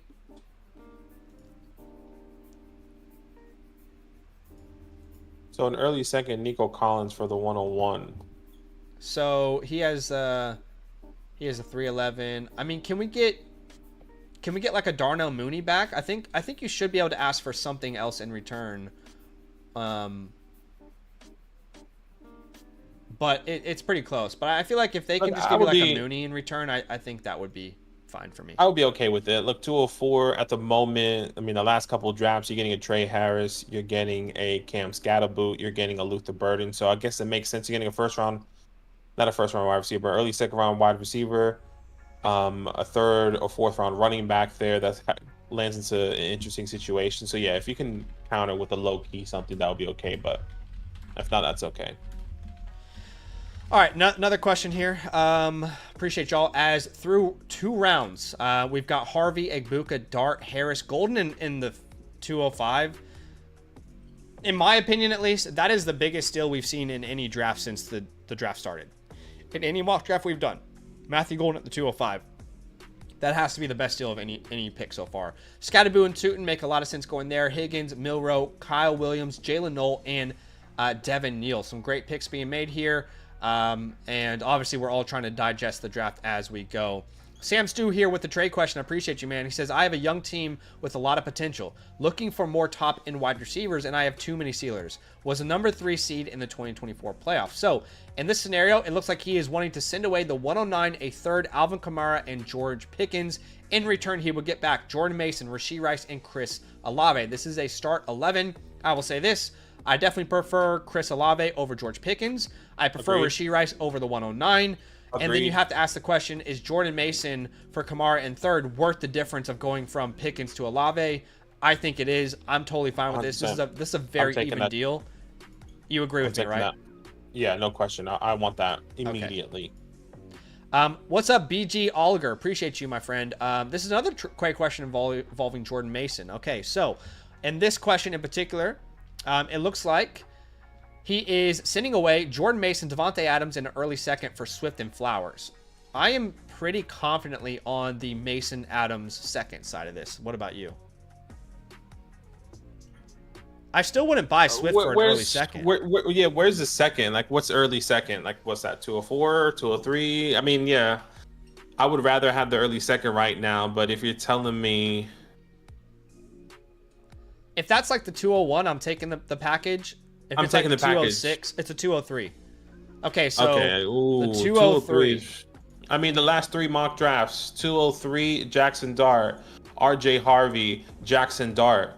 I mean, I'm taking a first-round quarterback there. Dart, Burden, Harvey, Caleb Johnson is going to be your options there. I am going to lean myself. I would lean the second. If you told me that was like the 205, I would take a chance on Zay and Swift. I think you can get Swift some good value probably in season, and Zaza's is still end of the first round, like 108, 109, 110 type of value right now if you can potentially sell him. But that 203 is really valuable. Yeah. Appreciate that super message. Yeah. Thank you very much. We got a super chat from Morgan, by the way. Says, longtime fan, Zach, but couldn't pass up the troll. You're okay. I appreciate the love. No, that's love. Jordan says, late to the stream, but probably mentioned it already. But does Dylan Sampson affect Judkins' value in rookie drafts? It doesn't for me. No. I would still say he's right in that same tier as he was yesterday. Worthy of a top 6 pick, in my opinion. Yeah, for me, it doesn't affect him, but I wouldn't be surprised in 2 years from now, we have a conversation about, okay, Sampson is getting more workload. We kind of see this offense wanting to include him a lot more, but year one, I think we're really comfortable where he's at right now. But conversation could definitely pop up in the near future. Tyler says, when does the BOGO offer end? I'm going to say probably today, but we might bring it back in future streams. But I think today, last day of the NFL draft, is the last day we're doing the buy one, get one offer for the team playbooks. Again, that might change. We might bring it back in the future. I know you guys really love it. I mean, we love being able to offer it, but the BOGO offer, I think today is your last day to take advantage of that on the team playbooks. Again, if you buy one live by either becoming an annual member or buying one a la carte, then you will get an offline one completely free. I appreciate y'all for being here with us. If you don't know, we are giving away a team playbook. There are currently 120 entries. All you got to do to enter is type land into the chat and like the stream. I don't care if you're a member of a different promo code on the Flock site. These giveaways are for anyone who's watching the stream. All right, I want to quickly talk about Jack Besh in the third round. That seems like a massive value. If he's going to go that late, then I think I'm going to be having 100% shares of Jack Besh in my leagues. Definitely a big fan of that. Also, I feel like Kyle Monangai is going to be one of my favorite fourth round picks. He was a seventh round pick to the Chicago Bears, but I just don't think that Swift has a strong hold on that job. If Kyle Monangai ends up being like, if he ends up being a Khalil Herbert when Khalil Herbert joined the Bears, like that version of a player, I think he could probably win the job, as crazy as that sounds. Not a long-term solution, but definitely a Band-Aid. I loved the Woody Marks pick to Houston. I liked Woody Marks early in this process. I kind of eased off the gas a little on him, but I think this is a perfect fit. Woody Marks and Joe Mixon complement each other perfectly, don't you think? Yeah, I mean, obviously they need some more firepower in that backfield, and getting Woody Marks there is definitely going to help out. So why not? Why not? Same thing with Brashard Smith. Let's not forget that Isaiah Pacheco was a 7th round pick. Brashard Smith was a top 10 running back for me in my rankings pre-draft. Obviously, that didn't work out. But I think Brashard Smith is going to be another player that I just have so much stock of in the 4th round. I think my 4th round is going to be stock full of Brashard Smiths, of Taj Brooks, of Kyle Monangais, Woody Marks, Jarquez Hunter. These names, Jordan James. I think I will take a running back in the 4th round in the vast majority of my rookie drafts. With the way that this class has panned out. Yeah. Tyler Shuck at the 310. I actually think that is, I think that's a great dart throw. Don't you think? Tyler Shuck at the 210? At the 310? Yeah, why not take a shot on him? Yeah. Oh my gosh, so loud. Why not take a quarterback there? Look, when it comes to Jack Besh, I think it was just an oversight. I think the ADP is getting some people. I think how soon you guys rookie draft is going to be pretty important. I think what I'm going to end up doing, which I really want to do for you guys, is getting like a tangible graphic out for you guys with Zach's latest rankings, and put that out on the Flock Fantasy website. So it doesn't matter what code you're on, you're going to be able to have that there on the Flock Fantasy website there for you to download and kind of mark out as you go with your rankings, which would be cool. Guys, I had a lot of fun. We are going to continue the fun. We're going to do some team playbooks here in a second. But if you guys don't know, we are drafting on FastDraft pretty much every stream. We're having a ton of fun with it. And we are probably going to jump into a tournament here with FastDraft. If you don't know what this is a rookie-only tournament, okay? There's probably a lot of people out there who have never heard of FastDraft before. We are very particular with who we've partnered with. We were reached out by hundreds of companies in the last couple years. And we have purposely said no to people because we only wanted to partner with someone if we felt like they aligned with us, with our community. It would benefit you guys. And that's what we found in FastDraft. If you want to draft with us, very simple way that you can get in here. You can download the FastDraft app, which you can download on any platform. When you download the app, use a promo code LAND. We'll match your deposit up to $50, and you will get about 10 free drafts on us. When you finish your first contest, I'm going to send you my rookie report. And I'm waiting to get the latest version for you, but you will get my rookie report and my season rankings completely free. You can check out the link. I'm about to put it in the chat for you here right now. But if you want to join us over here on FastDraft, we would love to have you. Again, rookie-only tournament, the only rookie-only tournament in the industry right now. So again, draft with us on FastDraft. I'll put a little link in there for you right now. But if you haven't heard of the Origins tourney yet, let me just give you a quick overview. This is a rookie-only tournament. It's a best ball style for the 2025 season. The only question you need to ask is who's going to score the most fantasy points as a rookie. That's the only question you need to ask. There are no positional limitations. You can draft 6 running backs. You can draft 6 quarterbacks. Doesn't matter. All right? Full PPR scoring, and if you want to learn anything else about the payouts or settings or anything like that, I'll put a link in the chat for you. But we're having a ton of fun drafting over there. Would love to have you join us. Again, that link tree that you'll see, it's the second link when you click it open. That will, again, bring you to the FastDraft app. Download it on any platform. Use the promo code LAND. We'll match your deposit up to $50. We'd love to get drafting with you guys. I want to give a big shout out to a couple other people who dropped a super chat for us. That was Daniel Macy.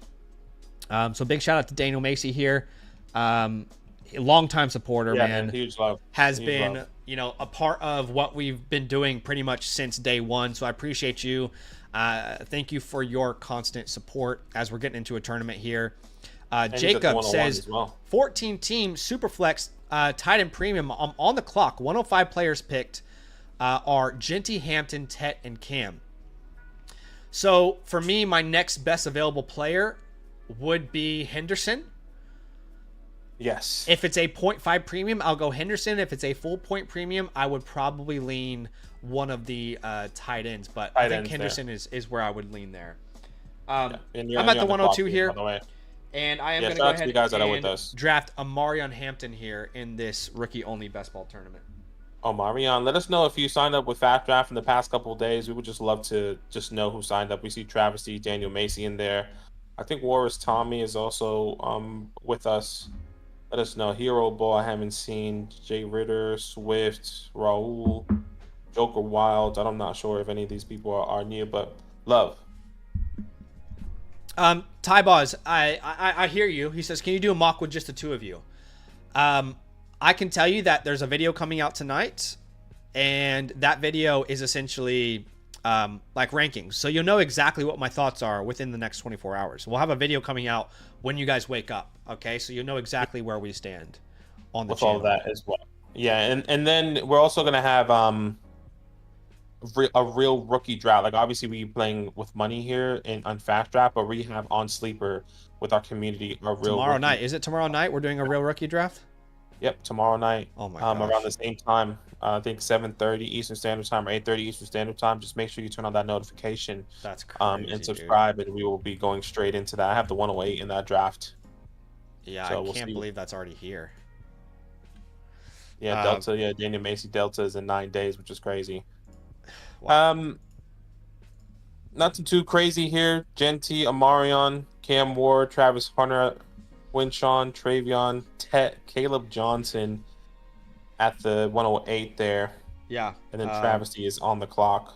Travesty is on the clock here as Tyler Warren is a 109. So Travis Hunter at the 104 I love. I think if you can start here in this draft like 106, 107 and grab a Henderson, McMillan, I think you're in a very, very good position. I also love that start that you have with Golden and Harvey. I actually tweeted out that I'm pretty sure I've got the roster that's going to win the Origins tournament. And that roster, let me show you what I landed with. And this was why there was such a benefit to draft on these tournaments, like earlier before the NFL draft. But this was the squad that I ended up with in that format. I got Hunter, then Golden, Harvey, Jarquez Hunter, Savion Williams, and Ty Felton. I have a feeling about that one. I think that could be the one that wins it all this year. Where Hunter go to again? I forgot. Jarquez Hunter went to the Rams. Okay. All right, so Tyler Shuck goes at the 203 here. Walrus Tommy making his bet there that Shuck's going to start from day one. I mean, you got to think about it though. I mean, they're still in question about Derek Carr. Sure. If Derek Carr is not there, probably within the first 5 weeks, and if that is Spencer Rattler starting. We've seen Spencer Rattler, and I can envision Tyler Shuck being a guy that's going to start immediately or win that job just over him, right? So yeah, Sanders was my quarterback one, but I pretty consistently throughout the offseason in every video and every stream we ever made said I have no strong opinion on this quarterback class, and we are going to rely on the NFL. They are far better at evaluating the quarterback position it is easily the most difficult position to evaluate, and I would still stand by that after the draft has finished. I think they're wrong. They're wrong. NFL's wrong. It's so funny how it flipped for me. Now I'm like, why are we drafting Sanders? Historical hit rates, of course. If someone goes in round 5, it's going to change the way I value them in Dynasty. Wow. I'm shocked that Scat's still on the board. Also Besh. I like both of those names. I'll go Scat there. I'll start Omarion and Scats. Joshua says Ferg to the Rams. They've been trying to get an athletic tight end for years. Definitely could be an important part of their offense moving forward. 100%.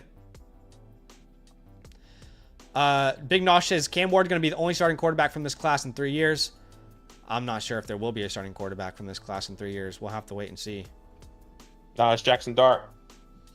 No, Shedeur Sanders. Jackson Dart. Jordan says rumor is Savion is moving to the running back for Green Bay. Montgomery, Cordero, Patterson type of role. Does his value change? Probably not. It's probably the same. Still like a late third round dart throw, you'd say? Yeah. So after I took Cam Scatterboot at the 209, Jack Besh comes off the board at the 210. Then Jalen Knoll, Kyle Williams, tooting all the way at the 303. Man. I really think he should be going round 2 in these Origin tournaments. I think Tootin has a role, but I think if Tank and Travis are there, I think we're going to see them for specifically year 1. I think Tootin's going to have a role in the future, but I don't know if it's going to be right away. Yeah. I think it has, in my opinion, it has to be both of those guys being injured. Okay. Or one of those guys being injured, at least. That's fair. Big Noah says, do you think Kyle Williams clears that wide receiver room? I think he has a great chance to be the guy there by the end of the year. That's what I'll say. I think he has a very good shot to be the dude for them earlier than later. You know what? We'll take a shot on Jaden Blue. Round 5 to the Cowboys. Why not? I see you, Connor. You know what? We actually had this feature on the site for quite a while, and just nobody used it. You know, we had a feature where people could create their own rankings, and just no one used it ever. But maybe we will look at doing that in the future if it becomes something that people really, really want. Yeah. Shane says Bucks just drafted undrafted free agent Shiloh Sanders. He could be the 101. That's true. Could be. As Elijah Arroyo comes off the clock, then Savion Williams. Man, R.I.P. Giddens. I think Woody Marks is going to get some opportunity pretty much straight away. Oh, Pat Bryant. Seems like a no-brainer. It's a no-brainer. 4th round, 3rd round pick by the Broncos. I mean, outside of Sutton, I don't see anyone really on that team that's going to stop him from getting opportunities with the draft capital he got. Don't you think? Yeah, I think so. I think there can definitely be a pathway for him. So, just, well, what was the capital again? I'm trying to remember. 3rd round. So, yeah, definitely. As my pick is about to come up here. I wanted Terrace Ferguson. He's gone now. You love to see it.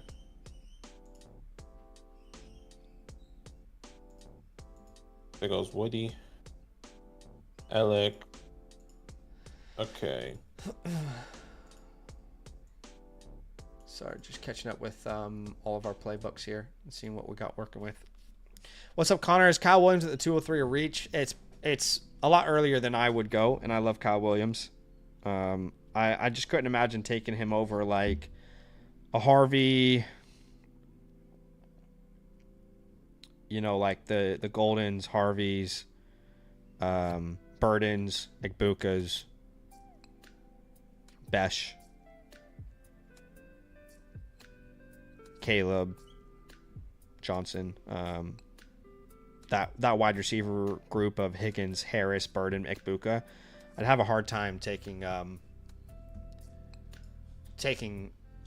those guys, or not taking those guys instead of Kyle Williams. I do think Kyle Williams is a great chance. He's got a very clear path, and we loved Kyle Williams coming in. He was one of our sleepers, and then, you know, blossomed into more than a sleeper. But But yeah, I think that's maybe a little too early for me. I'm on the clock here. Taj Brooks is a nice pick. I mean, Taj Brooks, he should have a role in Cincinnati. I know it was round 6, but he probably has a role, right? And I'll take Dylan Gabriel this late. If Shador Sanders is a 304 and Gabriel's a 509 in a best ball tournament, I'll take Dylan Gabriel at that price. I'll make that pick for sure. Make that pick, man. You got it. Let's see. Show me the hit rates for undrafted free agents, Shane says. I love it. What's up, Rain? Says, what do you think the difference in production is between Ginty and Amaria moving forward? Firstly, I think Ginty is a superior prospect, so we should keep that in mind. Obviously, they both got round 1. One got top 6 capital. Wow, Restrepo wasn't even drafted, man. We'll go Deontay Thornton there. It really falls off here. Can't believe Restrepo wasn't drafted. I mean, I didn't think he was going to go in the first 5 rounds, but undrafted, that's crazy. But yeah, keep in mind, Ginty is a superior prospect, right? Top 10 pick. Hampton's a first round, which is fantastic. But with Ginty, there's not a soul in that backfield that's going to stop him from getting 320 touches. With Hampton, Najee will still have a role. Najee's still there, yeah. It'll probably be annoying for the first 10 weeks of the season, and then we'll see Hampton kind of dominate when you're trying to win your leagues later in the season. Big Noah says, as the Titans fans, I'm going to love spending these 4th round picks on our wide receiver room. Yeah, didn't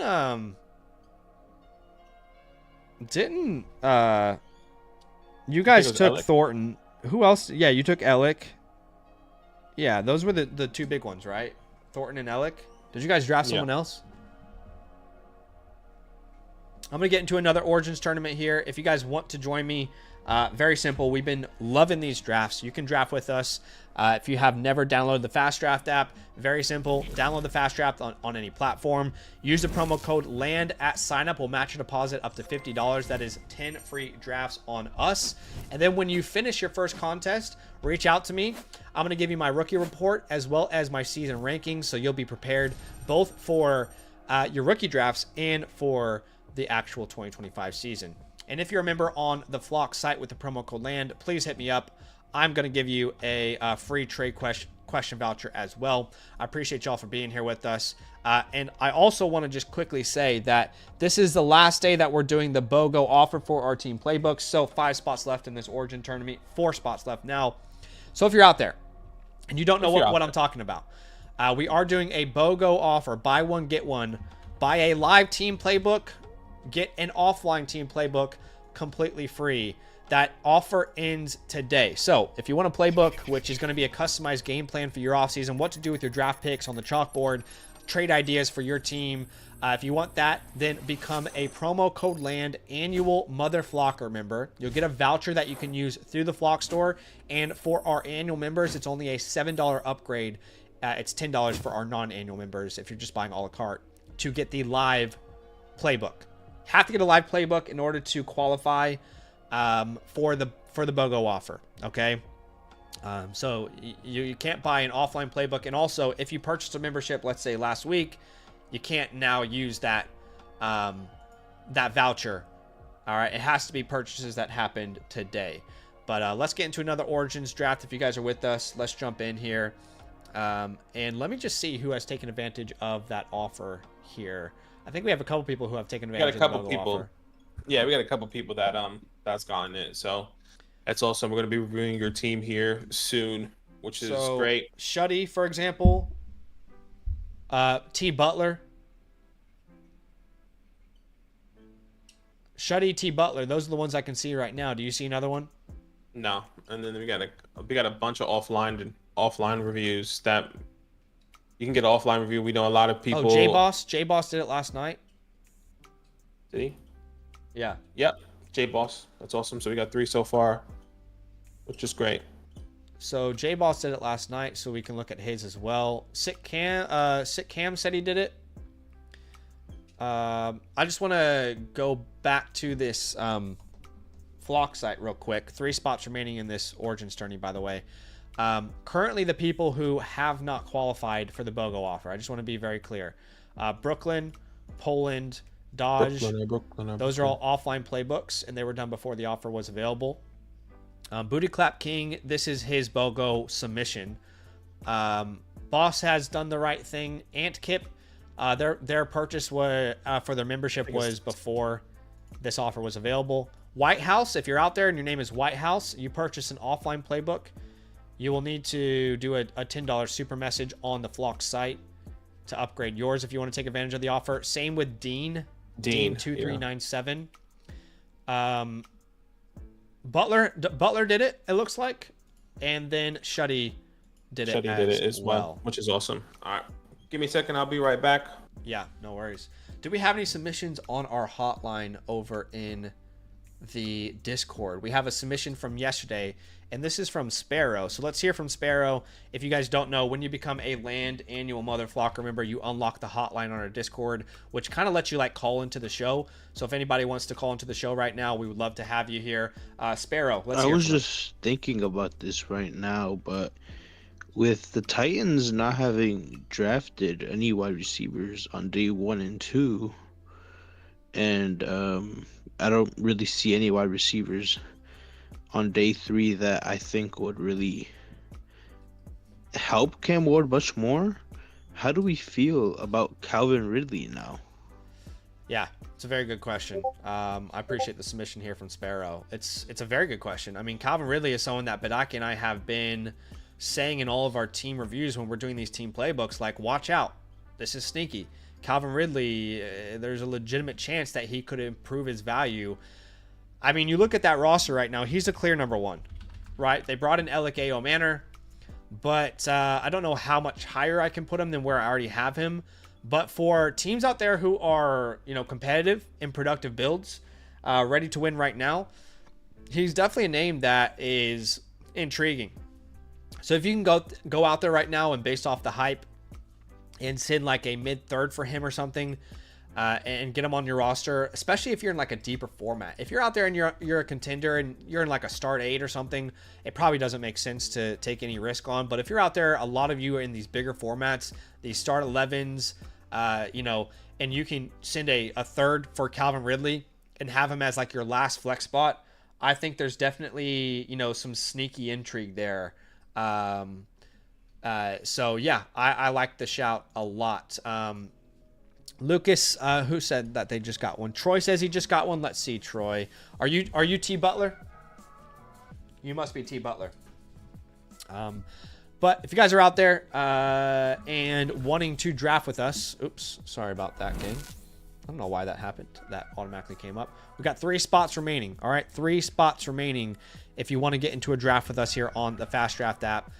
Rookie only tourney. Would love to have you join us, and then we're going to get into some team playbooks here very, very soon. What's up, Matt? He says Chase Brown owners and Pacheco owners have to feel pretty good after the draft. Only late round additions. Definitely, they are low-key big winners. No doubt about it. I think that's definitely important. Macy says Xavier Restrepo signing with the Titans as an undrafted free agent. Definitely did not see that coming. As far as him, not being drafted in general, very shocking. So there's a chance that he becomes an important part of that Titans offense. As much as I love Treylon Burks, I think I'd rather own Xavier Restrepo over Treylon Burks at this point, What's up, Travis D? Says, I just joined FastDraft today. That's awesome, man. Would love to get you into a draft. We have 2 spots remaining in this tourney. Let's see here. Matthew says, sell Pacheco no matter what. I guess it depends on what value you can get for him. But I definitely think this is going to open up a sell window for you for sure. No running back to Washington, Matt. Unfortunately, yes. What's up, Joel? He says, the 112 or Ricky Pearsall. Let's think about these tournaments. So the 112 right now, we had like an Emeka Egbuka come off the board. But we also had Love and Dart.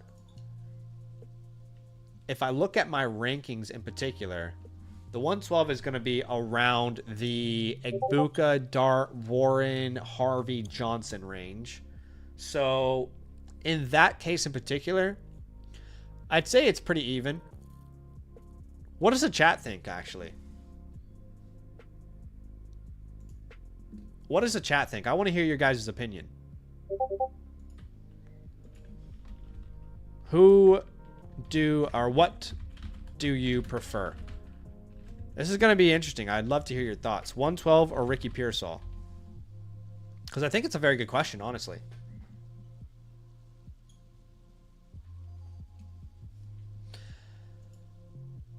Would love to hear your thoughts. What's up, Troy? Says, yes, that's me on the team reviews. I'm looking forward to it. I need some help. We'll definitely help you, man.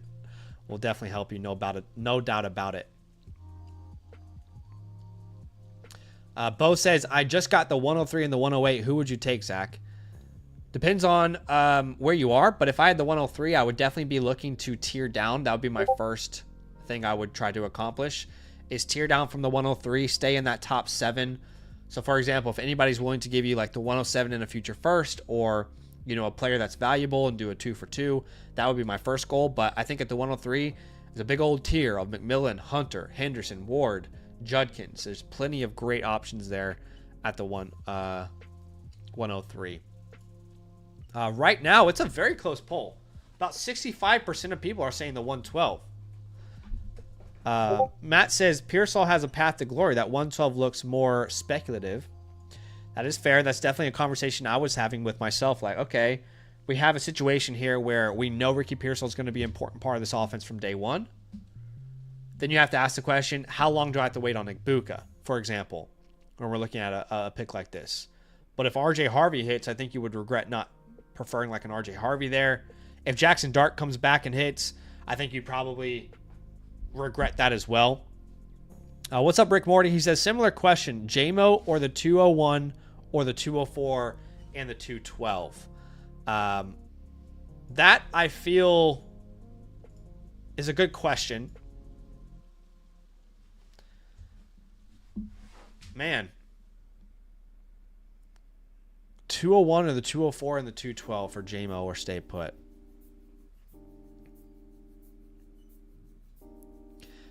I think I'll probably take the picks there. Yeah. If you can get the 201 and the 212, I think I'm probably going to take the picks.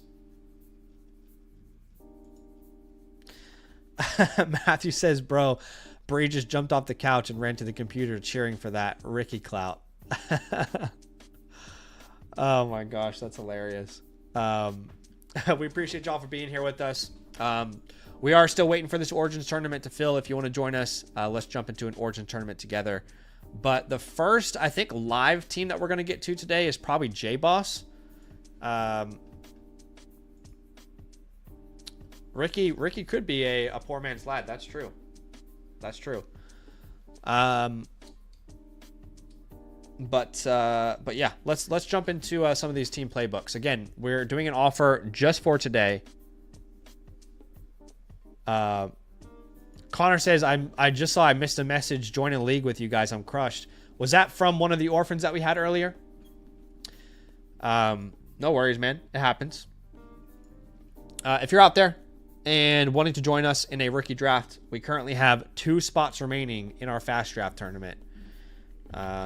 It is a rookie-only tournament. If you want to join us, all you got to do is download the app. Very simple, guys. Download the app. Use the promo code LAND at sign up. We will match your deposit up to $50. When you finish your first contest, I'm going to give you my rookie report as well as my season rankings. And then if you're a member on the Flock site with the promo code LAND, I'm going to give you a free trade question voucher as well as a thank you. So once that fills up, we are going to get into it.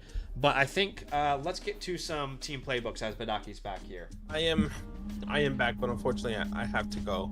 I'm having a gallbladder attack. I'm not sure if you know. Oh, okay. Okay. I'm going to get my gallbladder removed here in 2 weeks, but I need to lay down.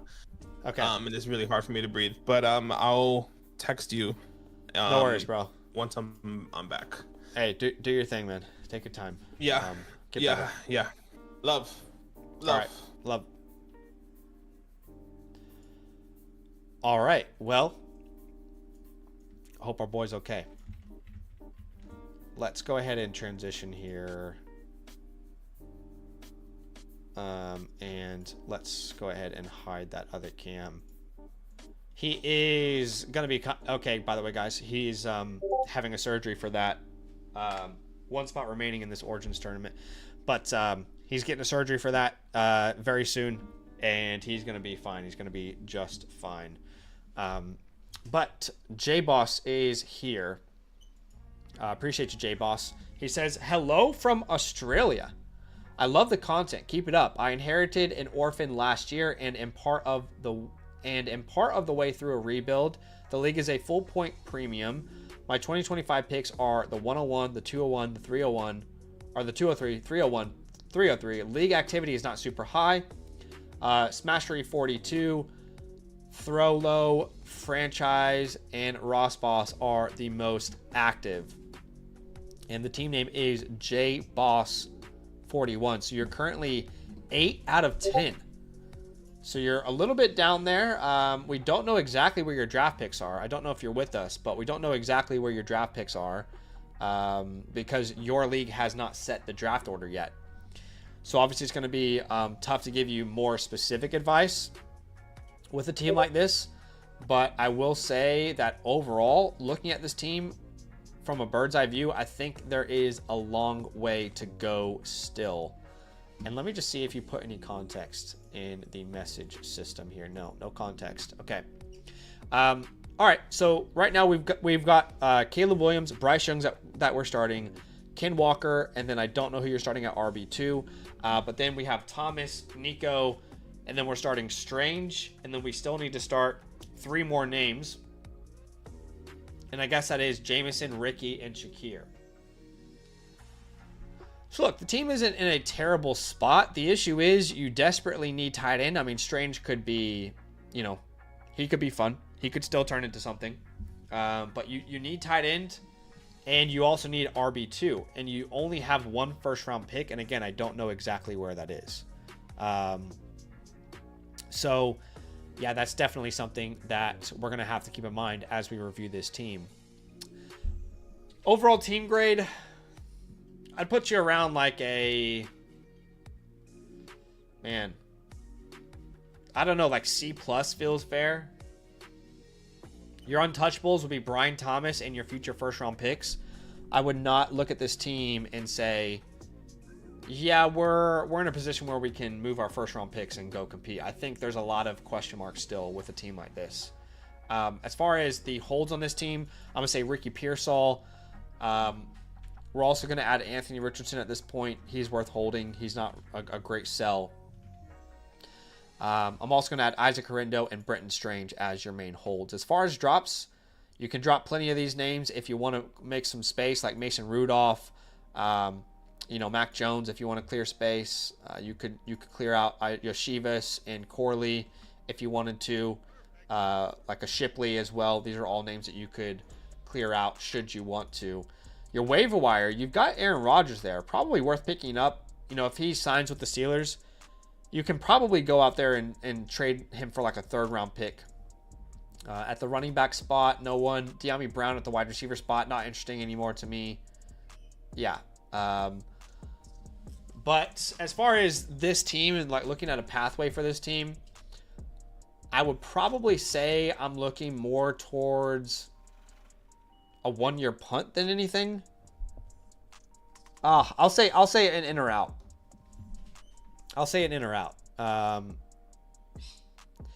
And if J-Boss is in the chat with us, let us know. But I'm going to say it's in or out as far as a pathway goes. And essentially an in or out pathway means you're going to hold for the majority of this offseason. And then when you're in the actual season, if you're able to be competitive, we can look at potentially making some moves to be a little more competitive. But if you're in the season and you start off, let's say like 3-5 or 2-6, you can very easily go more towards a sell with a roster like this. Let me pull up our playbooks, our chalkboards for you. Let's see. Just seeing if we have any templates for you guys. All right, let me create a template here for J-Boss. Okay, and that would make you number 290. Sorry, guys. Typically, I am doing half, and then Badaki is doing half of the admin help, but I am going to be a little bit slower today. JBoss41. Okay.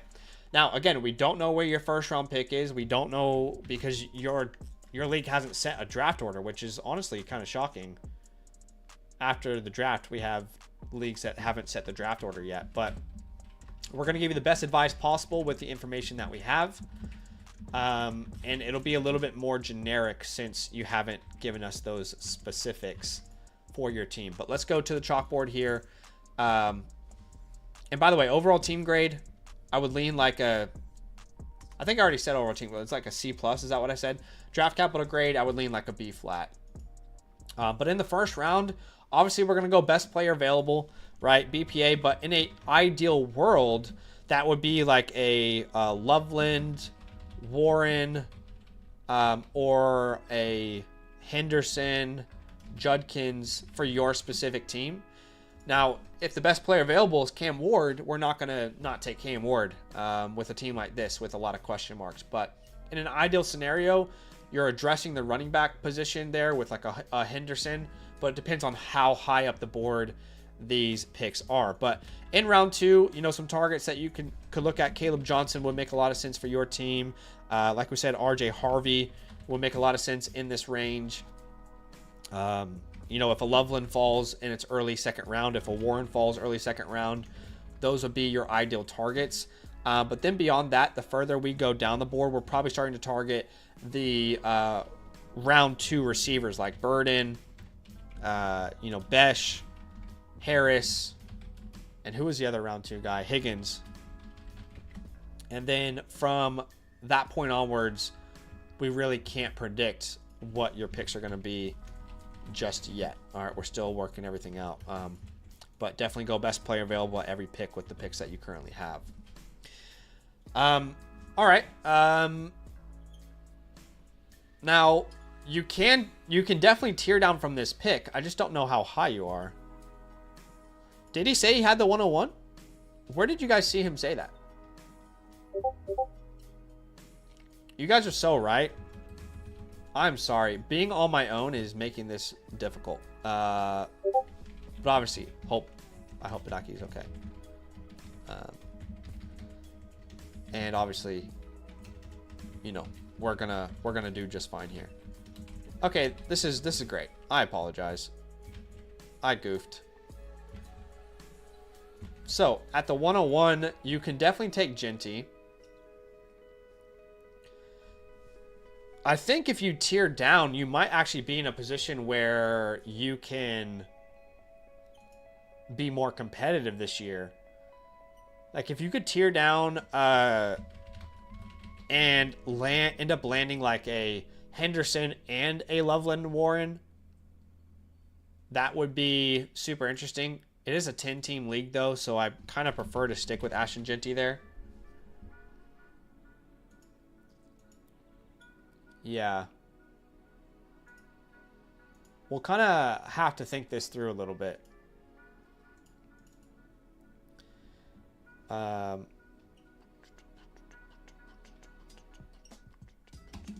Okay, but at the 201, one of these guys is probably going to be available between the Loveland, Warren, Dart, Ekbuka, Harvey, Johnson. So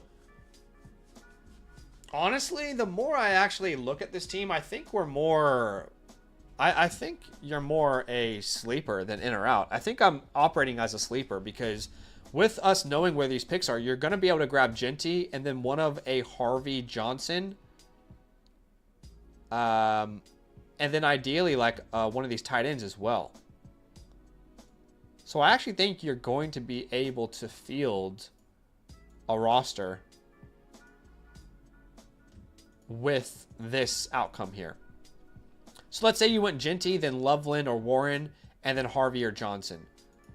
That pretty much fills out the team pretty well, actually. I mean, you'd be able to start Caleb, Bryce, then Genty, Walker, Nico, Brian, one of those tight ends that we drafted, and then we can flex a Jameson, a Ricky, a Shakir, and you're in a much better position And that kind of puts you in like a sleeper situation where you're kind of playing with house money. You can recognize that, hey, if things don't go well, we can look towards 2026, but we're playing with house money at this point. Now, the other thing that we can do is considering tiering down, okay? So that would be to the 102 plus what? We'll kind of figure out what that plus is. 3, 4, 5, 6, 7. We can tier all the way down to 7 should we choose to. If the return is there, then we're going to be open to it. Now, the issue is we don't really know where any of your league mates sit. But, for example, if you can tier down to Hampton and get, like, the future first, then, you know, we would love to do that. Or if you can tier down to Hampton and that team just happens to also have, you know, like the 105 and the 201 or something, like that is very intriguing to me. If you go from the 101 to the 103, and let's say they also have like the 107 in a future first, like these are the type of deals that you're probably wanting to grab. And in a draft like this, I mean, let's say that's a 109, for example, but then at the 104, that ends up being the 107. Again, I don't know where these picks actually are, so you have to keep that in mind. But yeah, I mean, let's say the 105, for example, has a TJ Hawkinson, and they can give you the 109 as well or something. Like these are the type of deals that we can probably consider. 2 future firsts when you go down this far the board. So those would be helpful, obviously. I wish your league had already set the draft pick order, but that is the way I would probably operate there myself. Can you guys hear me still? Okay, good. You can hear me, right?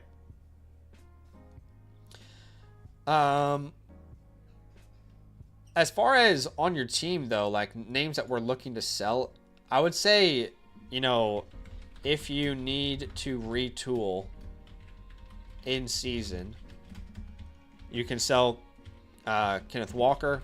He's a sellable name. And then maybe Nico Collins we could sell. I would say like 2 mid future firsts. And then for Ken Walker, I would say like just a mid first in the future.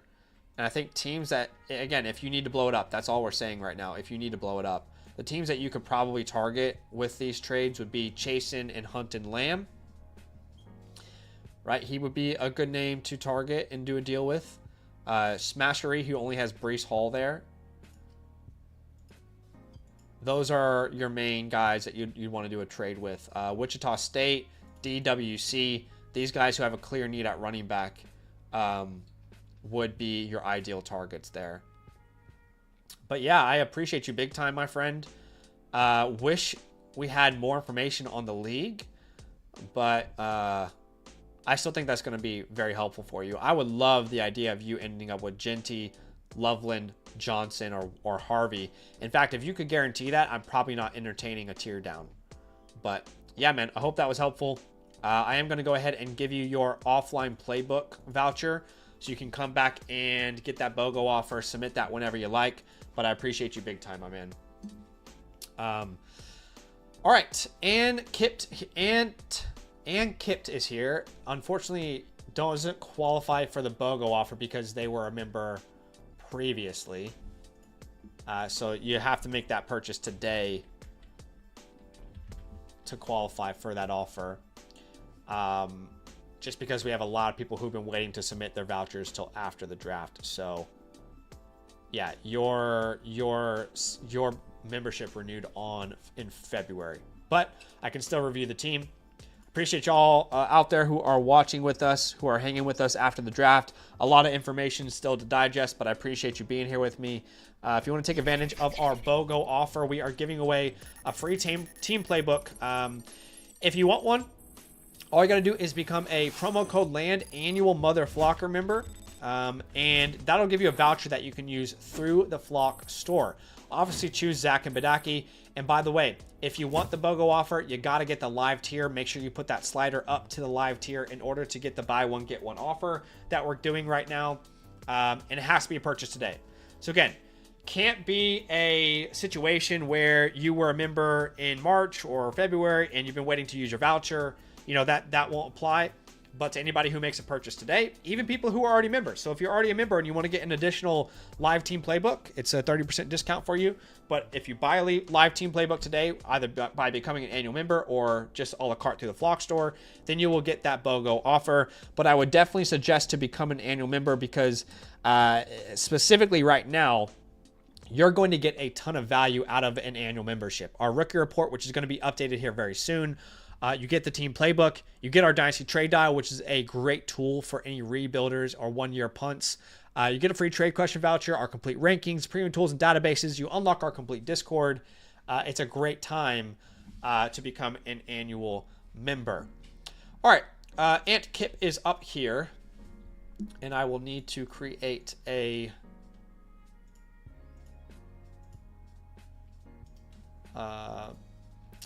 chalkboard for you. So let's bring that up. You are 291. Let's see here. And we are.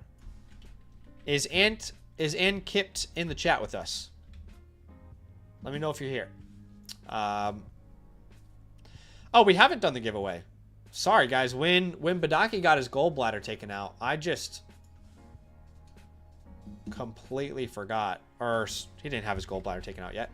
When he had the gallbladder issues, I completely forgot about that. I apologize. Let's do that now. All right, we have 137 entries. Let's go ahead and copy this. And let's see who ends up being our winner for the live team playbook today. All right, let's spin the wheel here. Who ends up winning a live team playbook? It is CB. Is CB in the chat? I actually know, I'm pretty sure I know who CB is.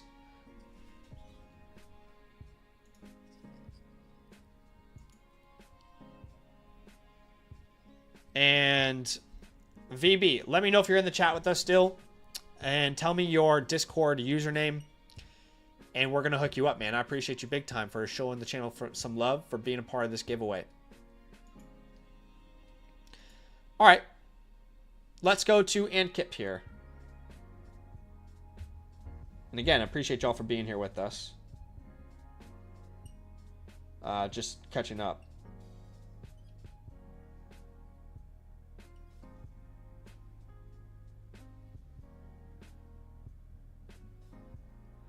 So Will Howard got drafted by the Steelers. I just realized that. Sorry, I'm catching up to some of this, guys. Okay. Let's see. Ankipt is here, or is Ankipt here? Sorry. Let us know if you're here. All right. Let's get to this team playbook. It says, "Hey guys, unable to trade for JJ McCarthy or another quarterback since the last time we did a team review. Other teams set on keeping their quarterbacks. Was thinking going BPA at the 105, maybe get Ward if he's there. Any trade ideas or suggestions? I also gained the 209 and a early to mid 27 first for a late 26 first. Congratulations, that's awesome. So let's have a look here. And Kipt. And the team name is Just Him Fields. We're currently ranked 5th in a 12-team start 9. So it's a little bit of a smaller format. In our start 9 formats, you can start up to how many in the flex? It would be 2 flex spots. So that's a meat and potatoes lineup for our super flex formats. And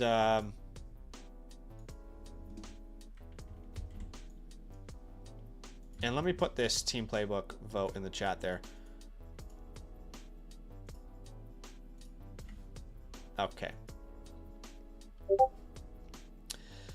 All right. Let's have a look at the squad. We've got the 105, 209, 212, and you also have that 27 first now as well, which is great. It looks like this team is going to be in a position where you're going to need future assets. at your disposal.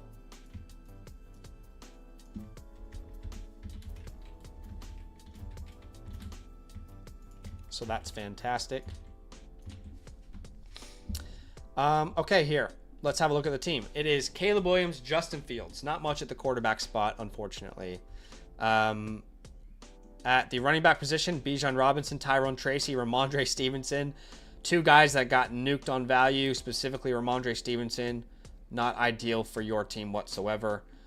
Jefferson, Smith, Ayuk, Flowers, Pearsall, and then Jake Ferguson at the tight end position. So your untouchables are Bijan and Jefferson. Your holds on a team like this would be an Ayuk, a Pearsall. Yeah, and then drops. You can drop any one of these names, like Naylor, Osborne, Scott, Bourne, Rasheen Ali, Jamal Williams, Kenneth Gainwell, Marcus Mariota, Badgett, DTR, Josh Wiley, Kylan Granson. Any of these guys can be dropped very easily without a second thought. On your waiver wire, there is nobody worth talking about, so maybe that's why you have these guys rostered.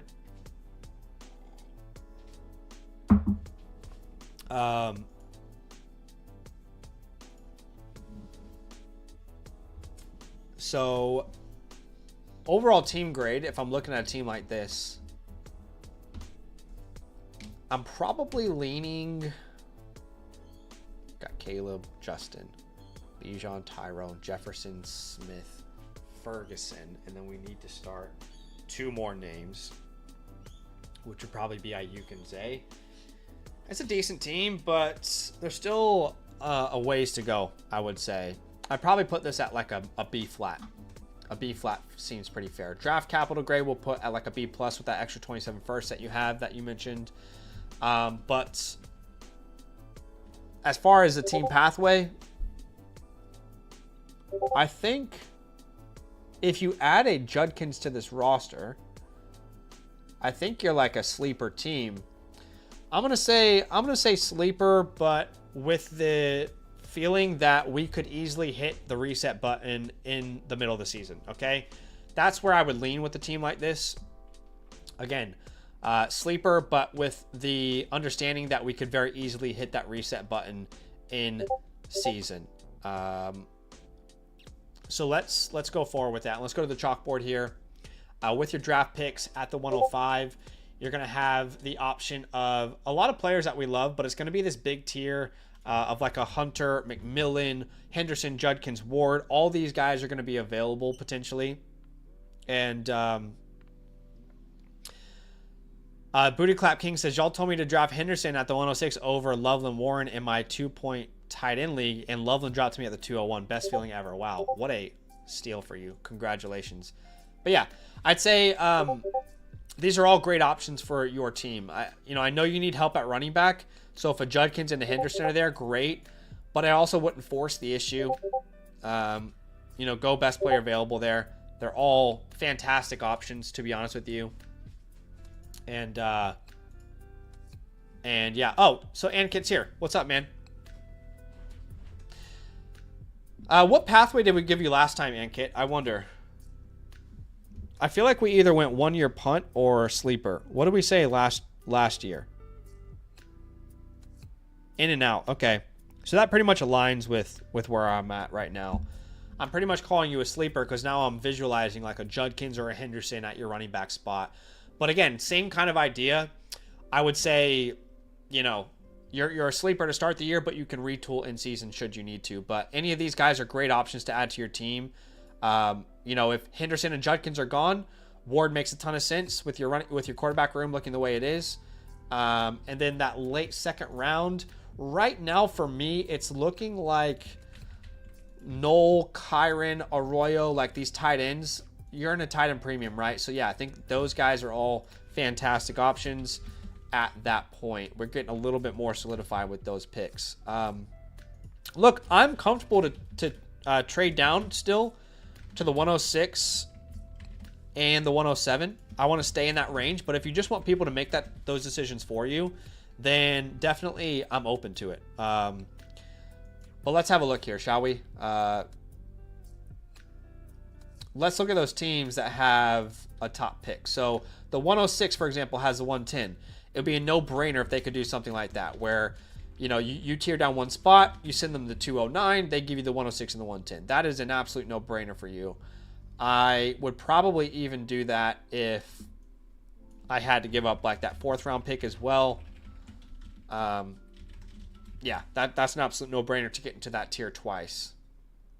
Let's see who has the 107, though. Do they have anything interesting we could work with? The guy who has the 107 has the 109. That's perfect as well. Can we get the 107 and the 109? And again, can you get that straight up? If you can't, do they need you to send that 209 on top to meet you in value? Either way, I think those are great options, because when you're staying in that top 7, you're asking everyone else to make the decision for you. You have needs all around the board. I think that's a fantastic move for your team in particular. Now, did we ask you to sell Tracy the last time we did a review for you, Ankit? Did we tell you to explore an early 2nd round trade for him?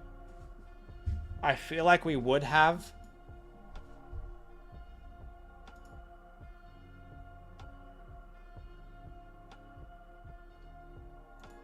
I feel like we probably would have done that.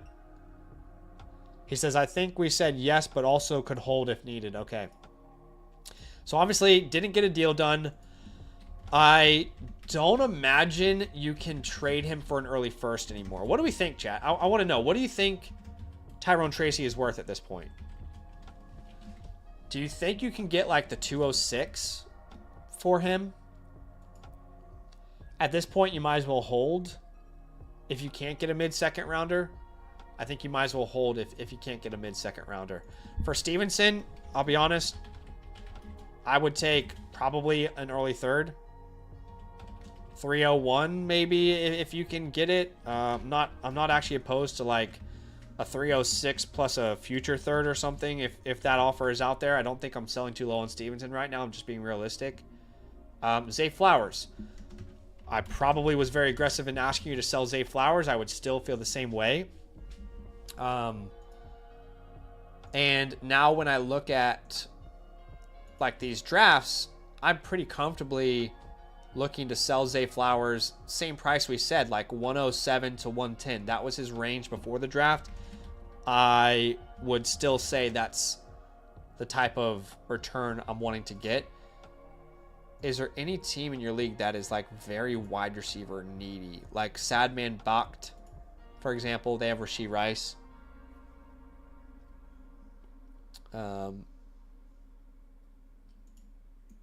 Let's see. Ask ET in season. Oh no. Rest in peace. So they have the 111. I would even do like the 111 and Jaden Reed or something.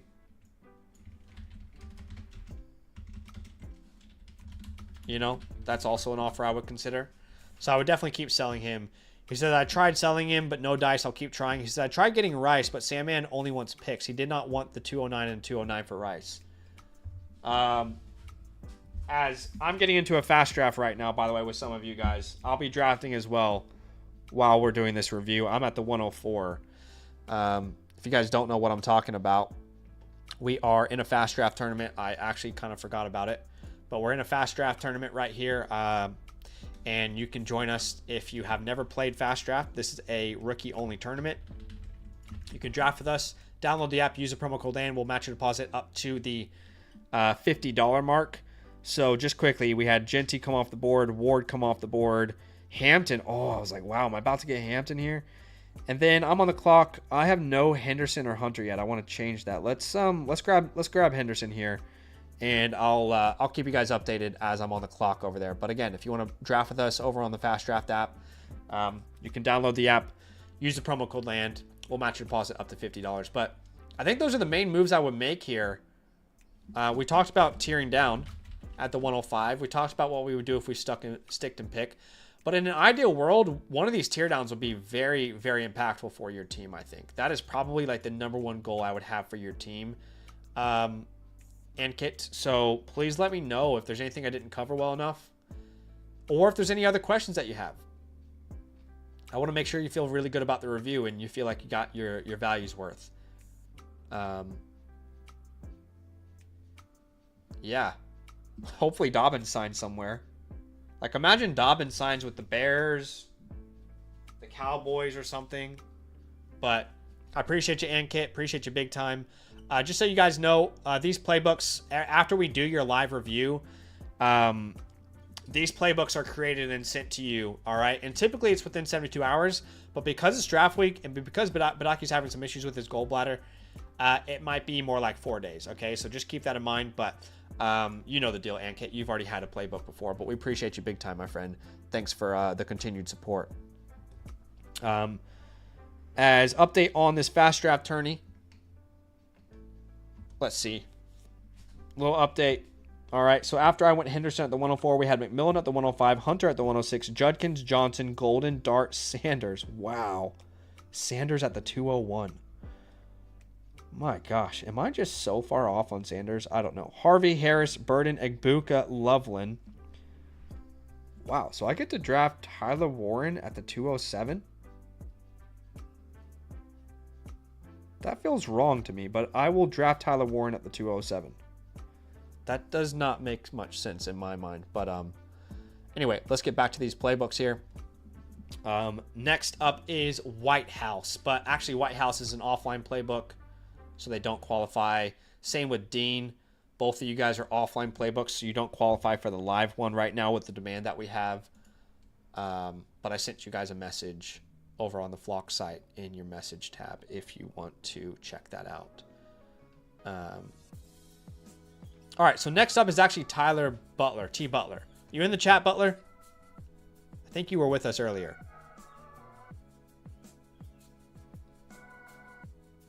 Where's Butler at here? Troy's here. What's up? What's up, Troy? Welcome in, my friend. Troy did take advantage of the buy one, get one offer. I'm going to give you a free offline team playbook.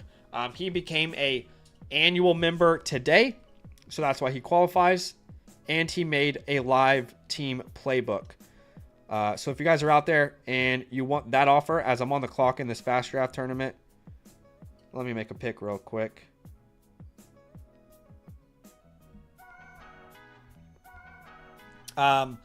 Yeah, if you guys want to take advantage, it's the last day. Last day for the BOGO offer on the team playbooks, okay? So keep that in mind. But if you're out there and you want your team playbook and you want the BOGO offer, team playbook is a customized game plan for your offseason. If you want to know what to do with your draft picks, we will help you very specifically on our stream. You can get that by becoming a promo code LAND annual Mother Flocker member. You'll get a voucher that you can use through the Flock store. Okay, and just make sure you get it live. It has to be that live tier for annual members. It's only a $7 upgrade. For non-annual members, it is a $10 upgrade. And again, you have to get the live team playbook to get the BOGO offer. You buy a live team playbook, you get the offline team playbook completely free. The offer does not qualify if you became a member before the last 2 days. Okay, but yeah, so that purchase has to be made today. Today is your last offer to get last day to get that BOGO offer, okay? After I took Dylan Gabriel in this draft, we had Jaden Blue come off the board, Eligeo Manor, Mason Taylor. Let's see here. Just looking at my options before we get to this next review. Samson came off the board.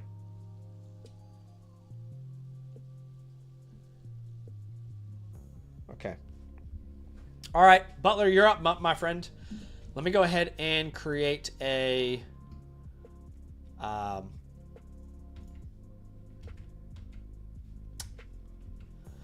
chalkboard for you. Let's see here. All right, creating a chalkboard of this team playbook. And that means we just had 291. You are 292. Appreciate you big time, my friend. And let me make sure I have T Butler 8106. Okay. And again, I apologize to everybody on stream. Typically, Badaki is doing the admin stuff with me, but just at the moment, he is dealing with some health stuff. So we wish him, we're obviously praying for him. And just means the stream's just going to be just as good, but I'll be a little bit slower today than normal. Hopefully you can bear with me there.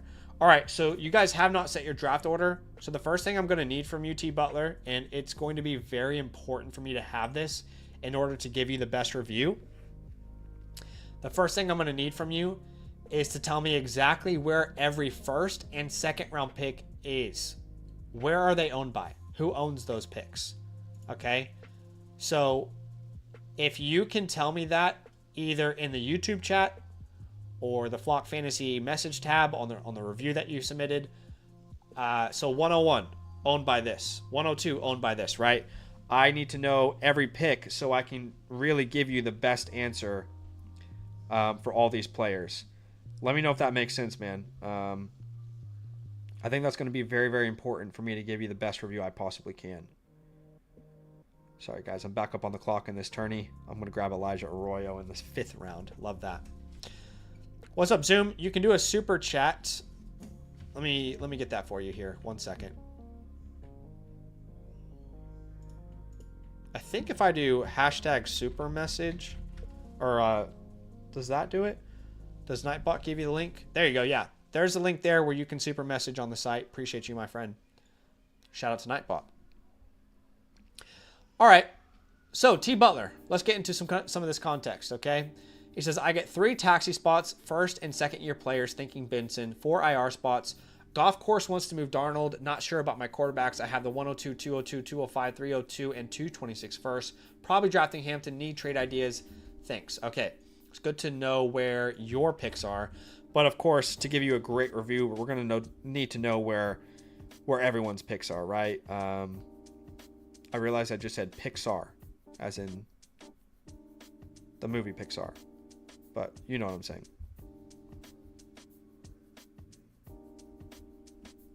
Okay. All right. Let's bring that information over to your chalkboard. 102, great pick to have. Love me some Omarion Hampton. 302 here.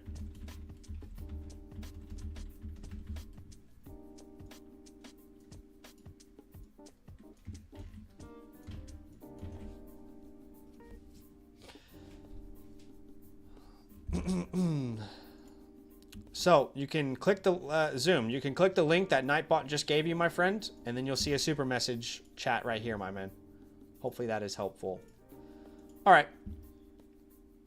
T. Butler is the team name. You are currently ranked 7 out of 10.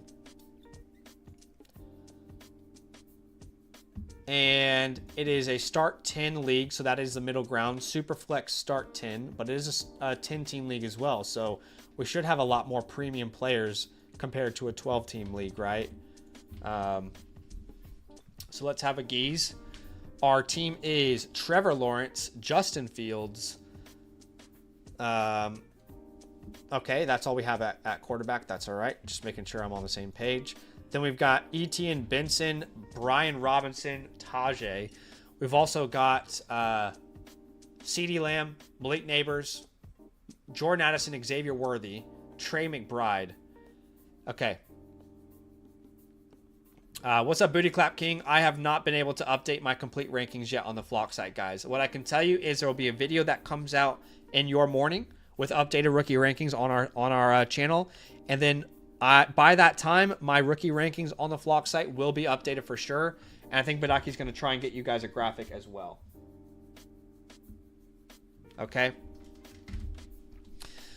All right. So the team's in an interesting spot. There's no tight end premium, unfortunately, with McBride. Right now, our starting lineup is probably Trevor, Justin, then probably Brian and Hampton, Brian Robinson and Omarion Hampton. Then we're going to start Lamb and Neighbors, McBride, and then we need to flex 3 more names between Addison, Worthy, Kirk, and then I don't know what else you can go with there. You have the 202 and the 205, so you could find a couple other flexible names. Quarterback room is definitely tricky. When I look at a team like this, I'm probably leaning a sleeper status, meaning you're coming into the season, you have very low expectations, but if you end up being, let's say, 6-2, you're playing with some house money, then we can look at using maybe these 26 firsts to go out there and build a more of a contending roster. That's how I would probably view a team like this. Your untouchables are going to be a CeeDee Lamb, a Malik Neighbors. Those guys are going to be your main untouchables. You can maybe make the case for Trey McBride as well. As far as holds on this team, I would probably be holding Trey Benson. I think he's a great candidate for your taxi spot. I'd probably be holding Anthony Richardson at this point. Brian Robinson is worth holding. Maybe we can sell him in season at a higher point. And then Noah Gray. As far as drops, you can drop Baker if you wanted to, Yeshivis if you wanted to. I almost wanted to say Deshaun Watson, but I'll leave that in your hands if you want to or not. Those are the main guys that you can drop. On your waiver wire, you got like Mike Gesicki there. Not that interesting. Malik Willis. Yeah.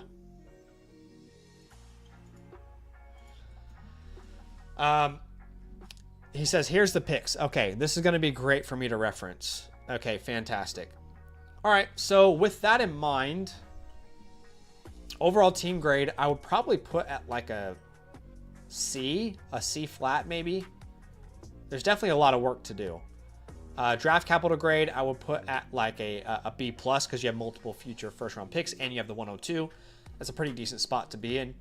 But let's have a look. What shall we do with a team like this? You mentioned Amarion Hampton at the 102. That's probably where I would go as well with that first round capital to a dream landing spot. At the 202 and the 203, you're going to be in a position to draft, actually the 202 and the 205. Look, I'm going to throw in all these players at the 205 because in today's mock draft, we saw a lot of craziness. We saw Dart fall here. We saw Ibuka fall here. Even Matthew Golden. So you're going to be able to potentially add a couple impact players, but Hampton's going to make an impact on the roster from day one. If at the 102 you can add like a, like a Harvey Johnson. Actually, Dart is a really ideal target for you as well, considering your current quarterback room. But I think you're going to be in a position where, you can definitely take advantage of anyone who lets these players fall. I also think that I would be open to tearing down from the 102 from your specific team. So, for example, we can go to the 103, and then if we're going to tear down to the 103, we can actually tear down all the way to the 107. So 4, 5, 6, 7, completely open to all of these options.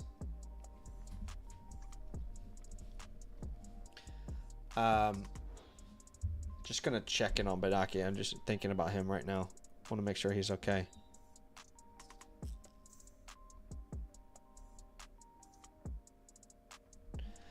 All right, so let's look at these teams, because I think a team like yours, I would not, as much as I love Hampton, I would not be opposed to tearing down because you just have a lot of potential needs on a team like this.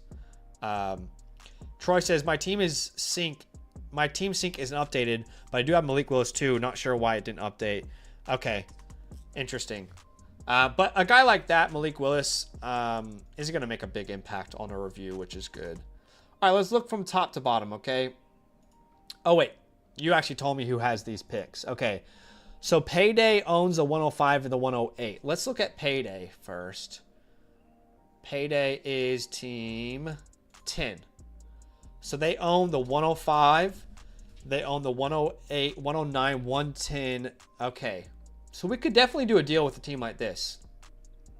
I think there's a ton of flexibility to do a deal with a team like this. So the offer would be basically going down from the 102. We grab the 105. Then we grab the 110. It's the same tier as the 108 for me anyway, so that's fine. We grab the 105. We grab the 110. And like a Ricky Pearsall or something. That's probably ideally your outcome. Or if they don't want to give Pearsall, like Shakir is fine as well.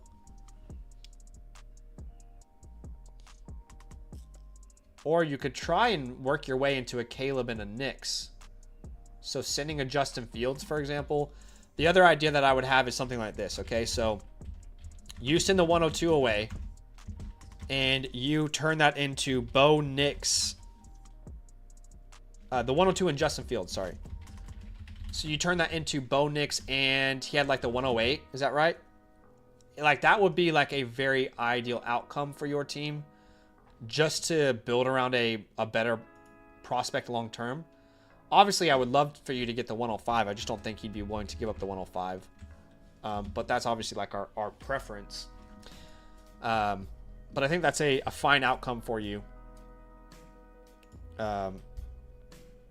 Astro must be watching the beginning of the stream because it says your model doesn't factor in what happened to Sanders. Your model is not perfect. Nope, models aren't perfect, but they are unbiased.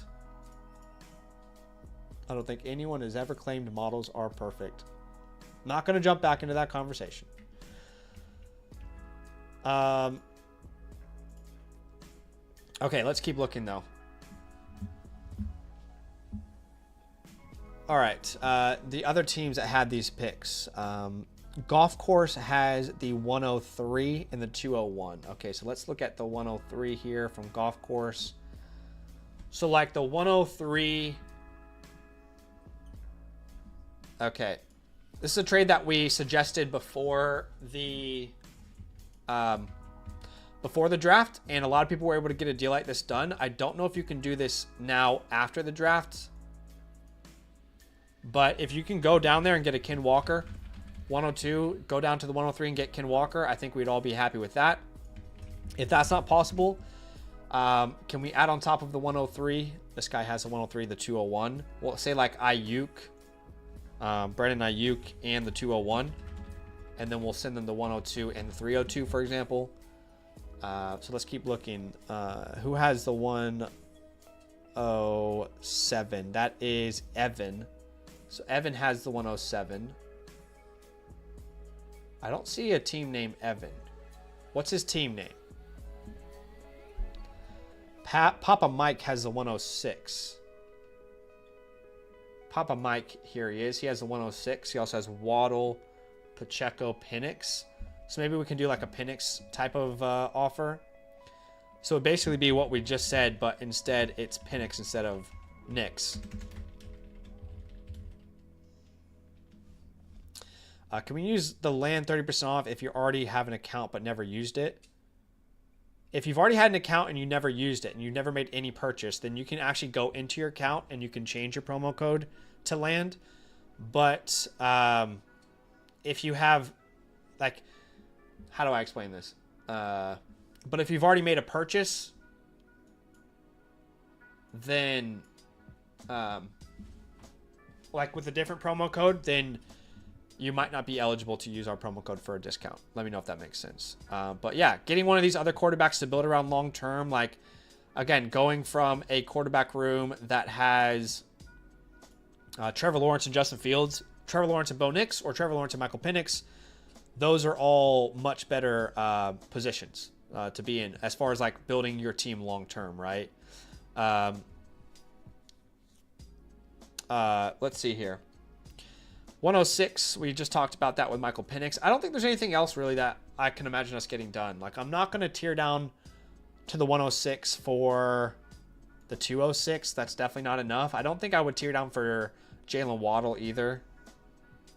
So they don't have their future first as well. So yeah, I don't think anything else would really make sense for us to tear down with that guy with. The 107, what was his team, Troy? Evan is 10 bums. Okay, let's see. Evan is 10 bums and a dream. Okay, so he has the 107. Yeah, he has the 107, doesn't he? Okay, so he has a 101, 107, 208. So we could tear down like 107. Man, like McCarthy would be ideal.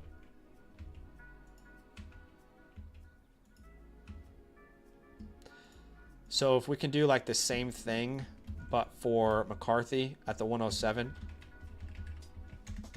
that's actually very ideal because you're still in a great tier.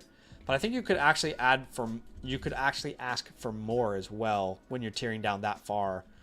So maybe it's not one of these picks, but maybe we ask for an Olave or James Cook on top, and then we also send like the 302 or something. You know? And if that's not going to get the job done, then can you do that same deal with the 205 maybe? There's some flexibility here. in order to get to a place that you like. And again, we're just trying to think about how to build this team better long term. So I think those are your main tier down options there. Yeah. Those are your main tier down options there. I mean, as far as the team goes, like I said, kind of in the middle right now. And I'd love to hear if you have any questions for us. If there's any questions that you have. In a 10-team league, I'm probably not looking to tier down from like a Neighbors, Lamb, McBride. I'm probably holding on to those guys. But like in this scenario, yes, if you lose Hampton, it would be frustrating. But for example, if you're able to go down and, okay, so you lose Hampton, but you're going to grab Judkins or Henderson and a Loveland Pearsall and a Jackson Dart and, you know, a Matthew Golden. I think that's going to make a huge impact on your roster. So let me know, Troy, let me know, Troy, if you have any questions, if there's anything I didn't answer well enough there, my friend. Want to make sure you feel good about the review. And as I'm waiting on Troy there, appreciate everybody for being here with us. He says, this is pretty good. You think I should trade my second for a quarterback? No, because I think Jackson Dart's a legitimate option there. And if Jackson Dart is available, then it would be wise of you to hold that pick, in my opinion. All right. What's up, Carlos? Yes, the BOGO offer is still going. Today is the last day that you can do it.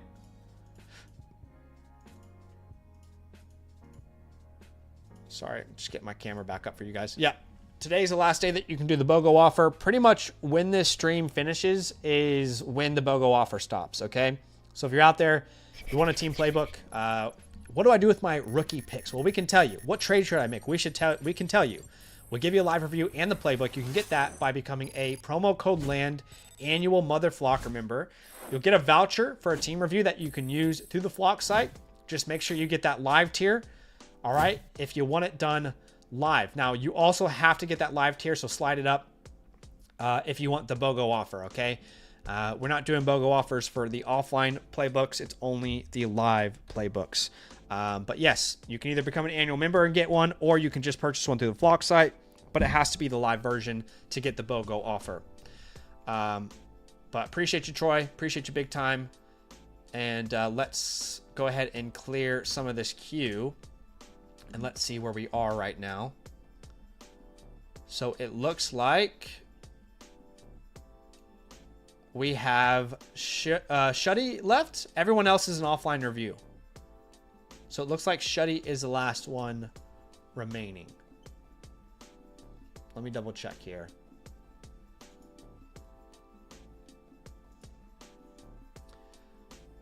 Okay. All right, Shuddy, if you're here, this is probably the last review of the day. He says, a couple of clowns asked me to take over this team, and because I'm a Dynasty degenerate, I said yes. I made a trade with Badaki that gave me some life, but unfortunately, I don't have my 26 first. I'm open to trading any and all ideas. Appreciate it, fellas. So this is actually a league that I am in with Shuddy. He is in one of our follower leagues. He took over an orphan, and now he is trying his absolute best to get that orphan in a better spot. And this one will be fun because maybe I can come up with an idea where you and I make a trade. Although I'm trying to remember which league this is. Is this Foxtrot? No, this is India, isn't it? Yeah, this is India. Yeah, I don't like my team in this league.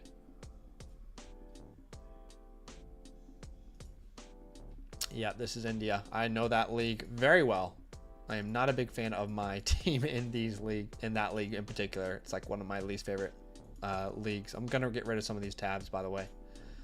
All right, let's do our thing. First off, because you got the live version, and by the way, Shuddy got the discount, guys, on the team playbook because he's an annual member. I'm gonna give him that offline version, so he is gonna get that BOGO offer here. I'm gonna get you a offline playbook as well going, and then you are number 293. Number 293. And we've got Shuddy here.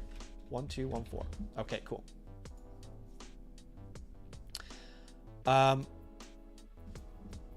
What's up, Steven? He says, I'm on the stream. Yes, you are. Did you have a question for us? Were you one of these guys who submitted a team? Let me know. But let's do your thing here. Shuddy says, yeah.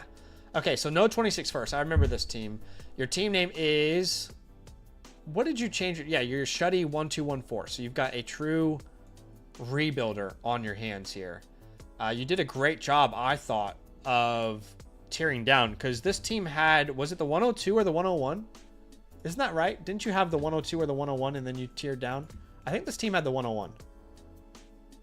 Oh, right. Sorry, Steven. Did you change your username on YouTube? My bad, brother.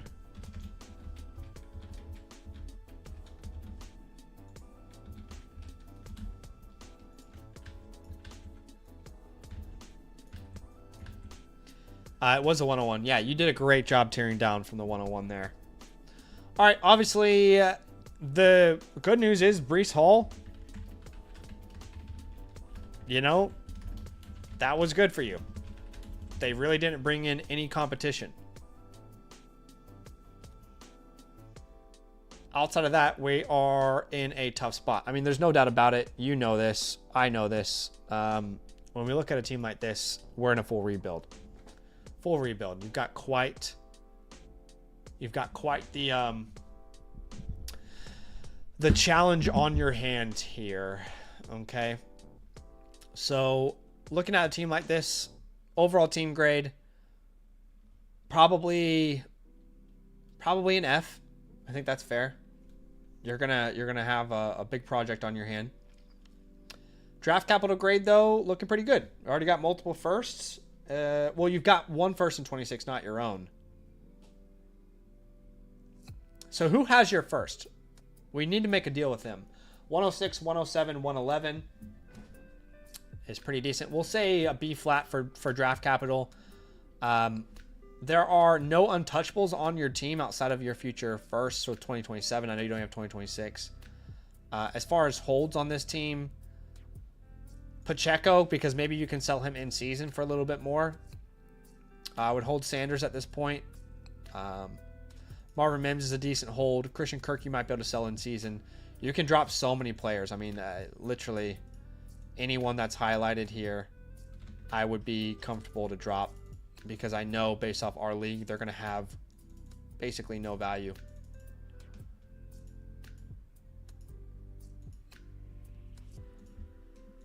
You might want to pick up Kareem Hunt, actually. Okay. So Chauncey has your 101. Well, your 26 first. Does Chauncey need running back? Because that would actually be great if he does need running back. What's Chauncey's name on here again? I can't remember. What was Chauncey's team name? Was it Penix? So yeah, he has your 26 first. He needs running back. Have you tried sending Breece Hall to get your 26 first?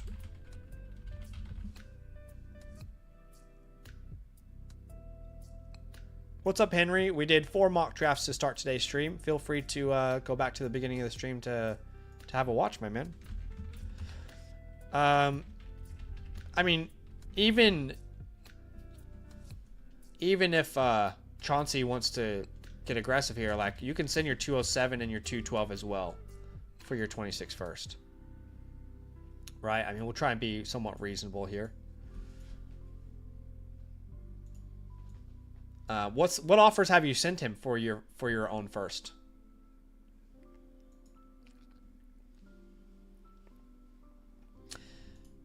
Okay, how about Breece Hall, the 207 and the 212? Would he do something like that? That seems pretty fair. This is my team, sorry. Actually, yeah. I don't have my own 26 first to send you anyway.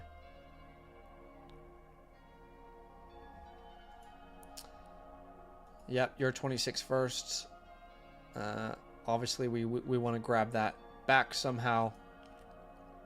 Would he do it? What if you gave him Pacheco as well? After Pacheco saving his job pretty much. That's another way you could go about this. And then, what does Chauncey have draft picks wise? He has no picks, but yeah, he needs running back now that Tracy lost his job pretty much. Shane says, I'm competing, don't have much draft capital, but I'm open to trades. Shane, what's your team? Remind me. Yeah, I think those are 3 offers. I think that would be pretty reasonable in order to get your 26 first back. Shane, what's your team name? Remind me. The Lone Stroud State. Okay. The Lone Stroud State. Would you consider like a Breece Hall, Marvin Harrison type of move, potentially? Guess that's tough because you don't really need running back. What team on is, well, you know, outside of Breece Hall, do you like Trevor Lawrence?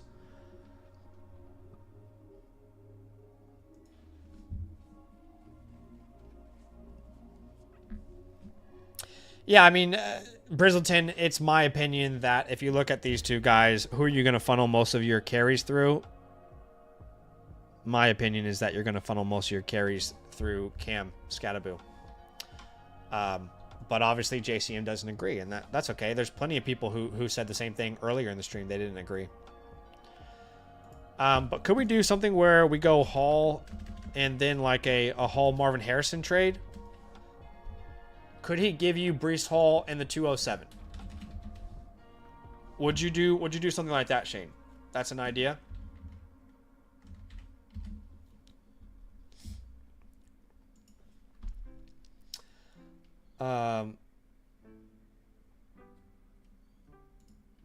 But let's look at some clear contenders who needs help, like Aussie Army, for example. Aussie Army has a clear need at running back. Could we do like a Rice 202 deal? Right? That seems pretty fair. Now, a lot of people in our leagues are going to love Rashee Rice just like me. So maybe you have to add like the 305 or something on top of that. I don't know. You guys can work out a deal.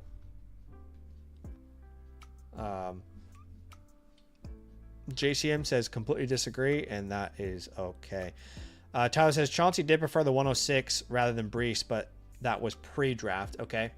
Obviously, Breece Hall clears and looks a little bit better now. Can we get Zay Flowers and the first of Aussie in the future? Right? I don't like Zay Flowers, but I'd rather, you know, have like an extra first.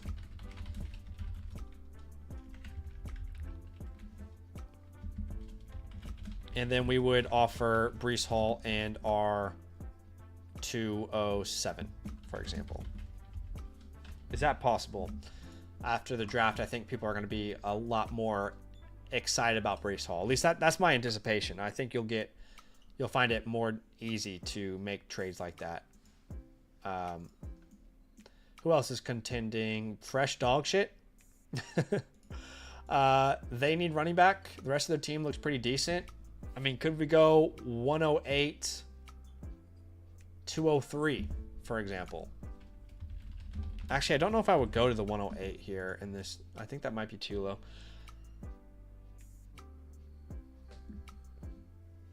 Could you go... Okay, well, what about something like this? So we go the 108 and the 203, but we also send Trevor Lawrence and we ask back for Caleb Williams or something. You know? That's a conversation starter. Chauncey. Okay. Those are the main teams that need running back help. I'm pretty sure Jared's trying to rebuild. Could you do like the 110? No. Not going to get a deal done there.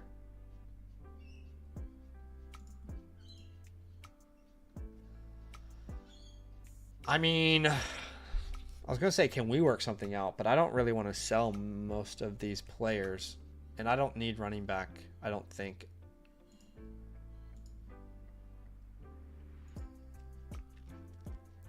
Brashard Smith went 7th round, actually.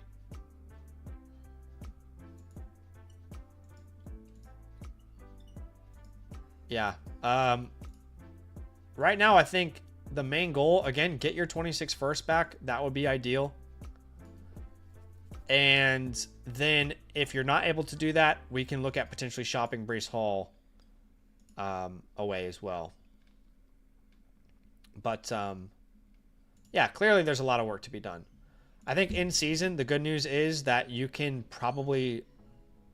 Sorry, I don't know why that says in season up there. In season, Pacheco is going to be an easier sell because people are going to need him.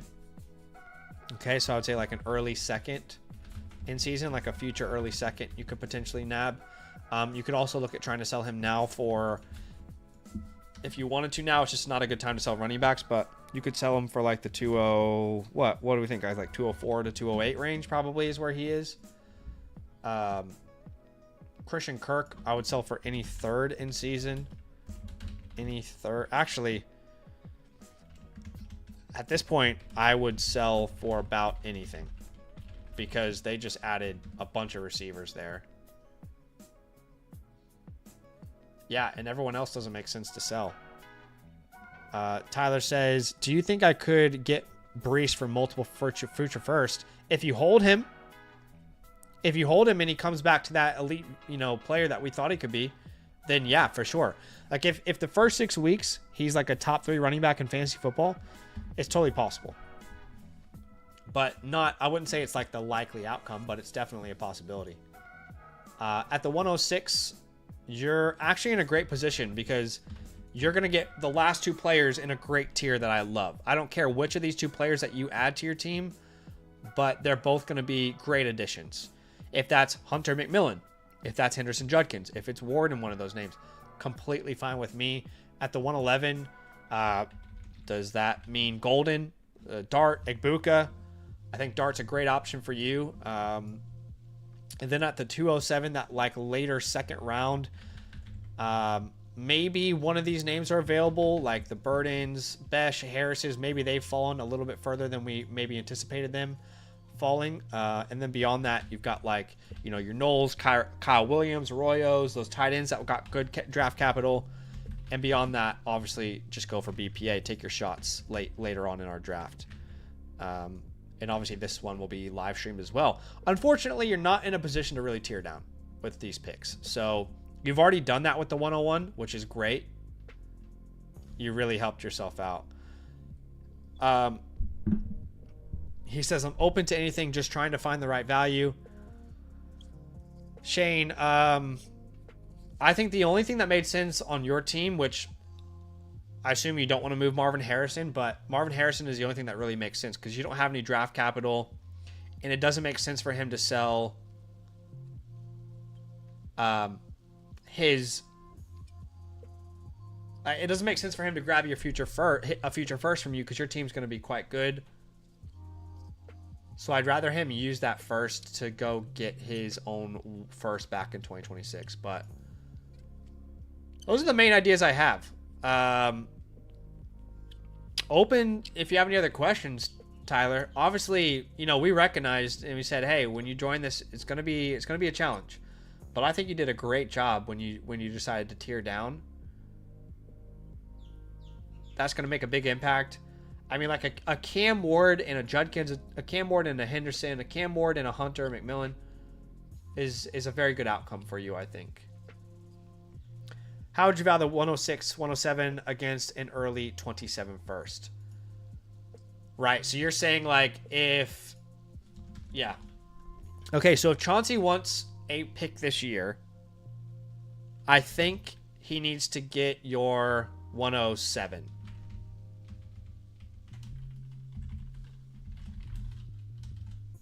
Yeah. So maybe we can also do the same thing where we add on like the 207 there and the 212, for example. I think that would probably be the last option I could think of to get your own first back.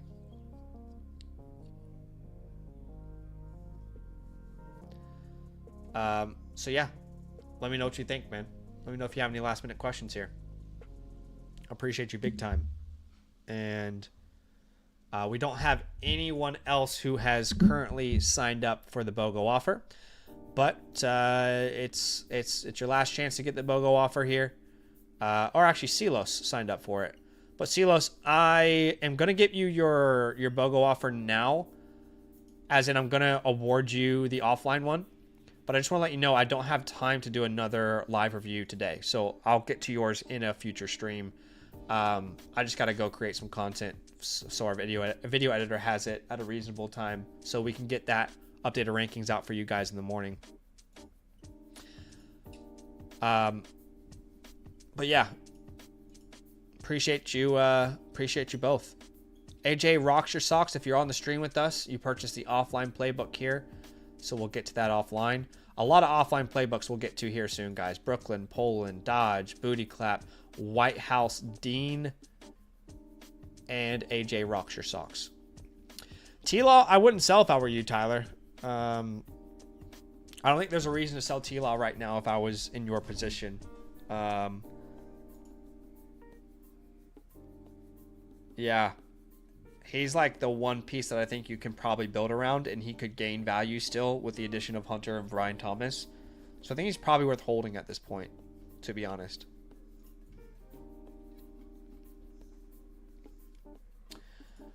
But yeah, I appreciate everybody here big time. Appreciate all the love, appreciate all the support. Obviously, unfortunate Badaki had his health issues, but I think he's going to be okay.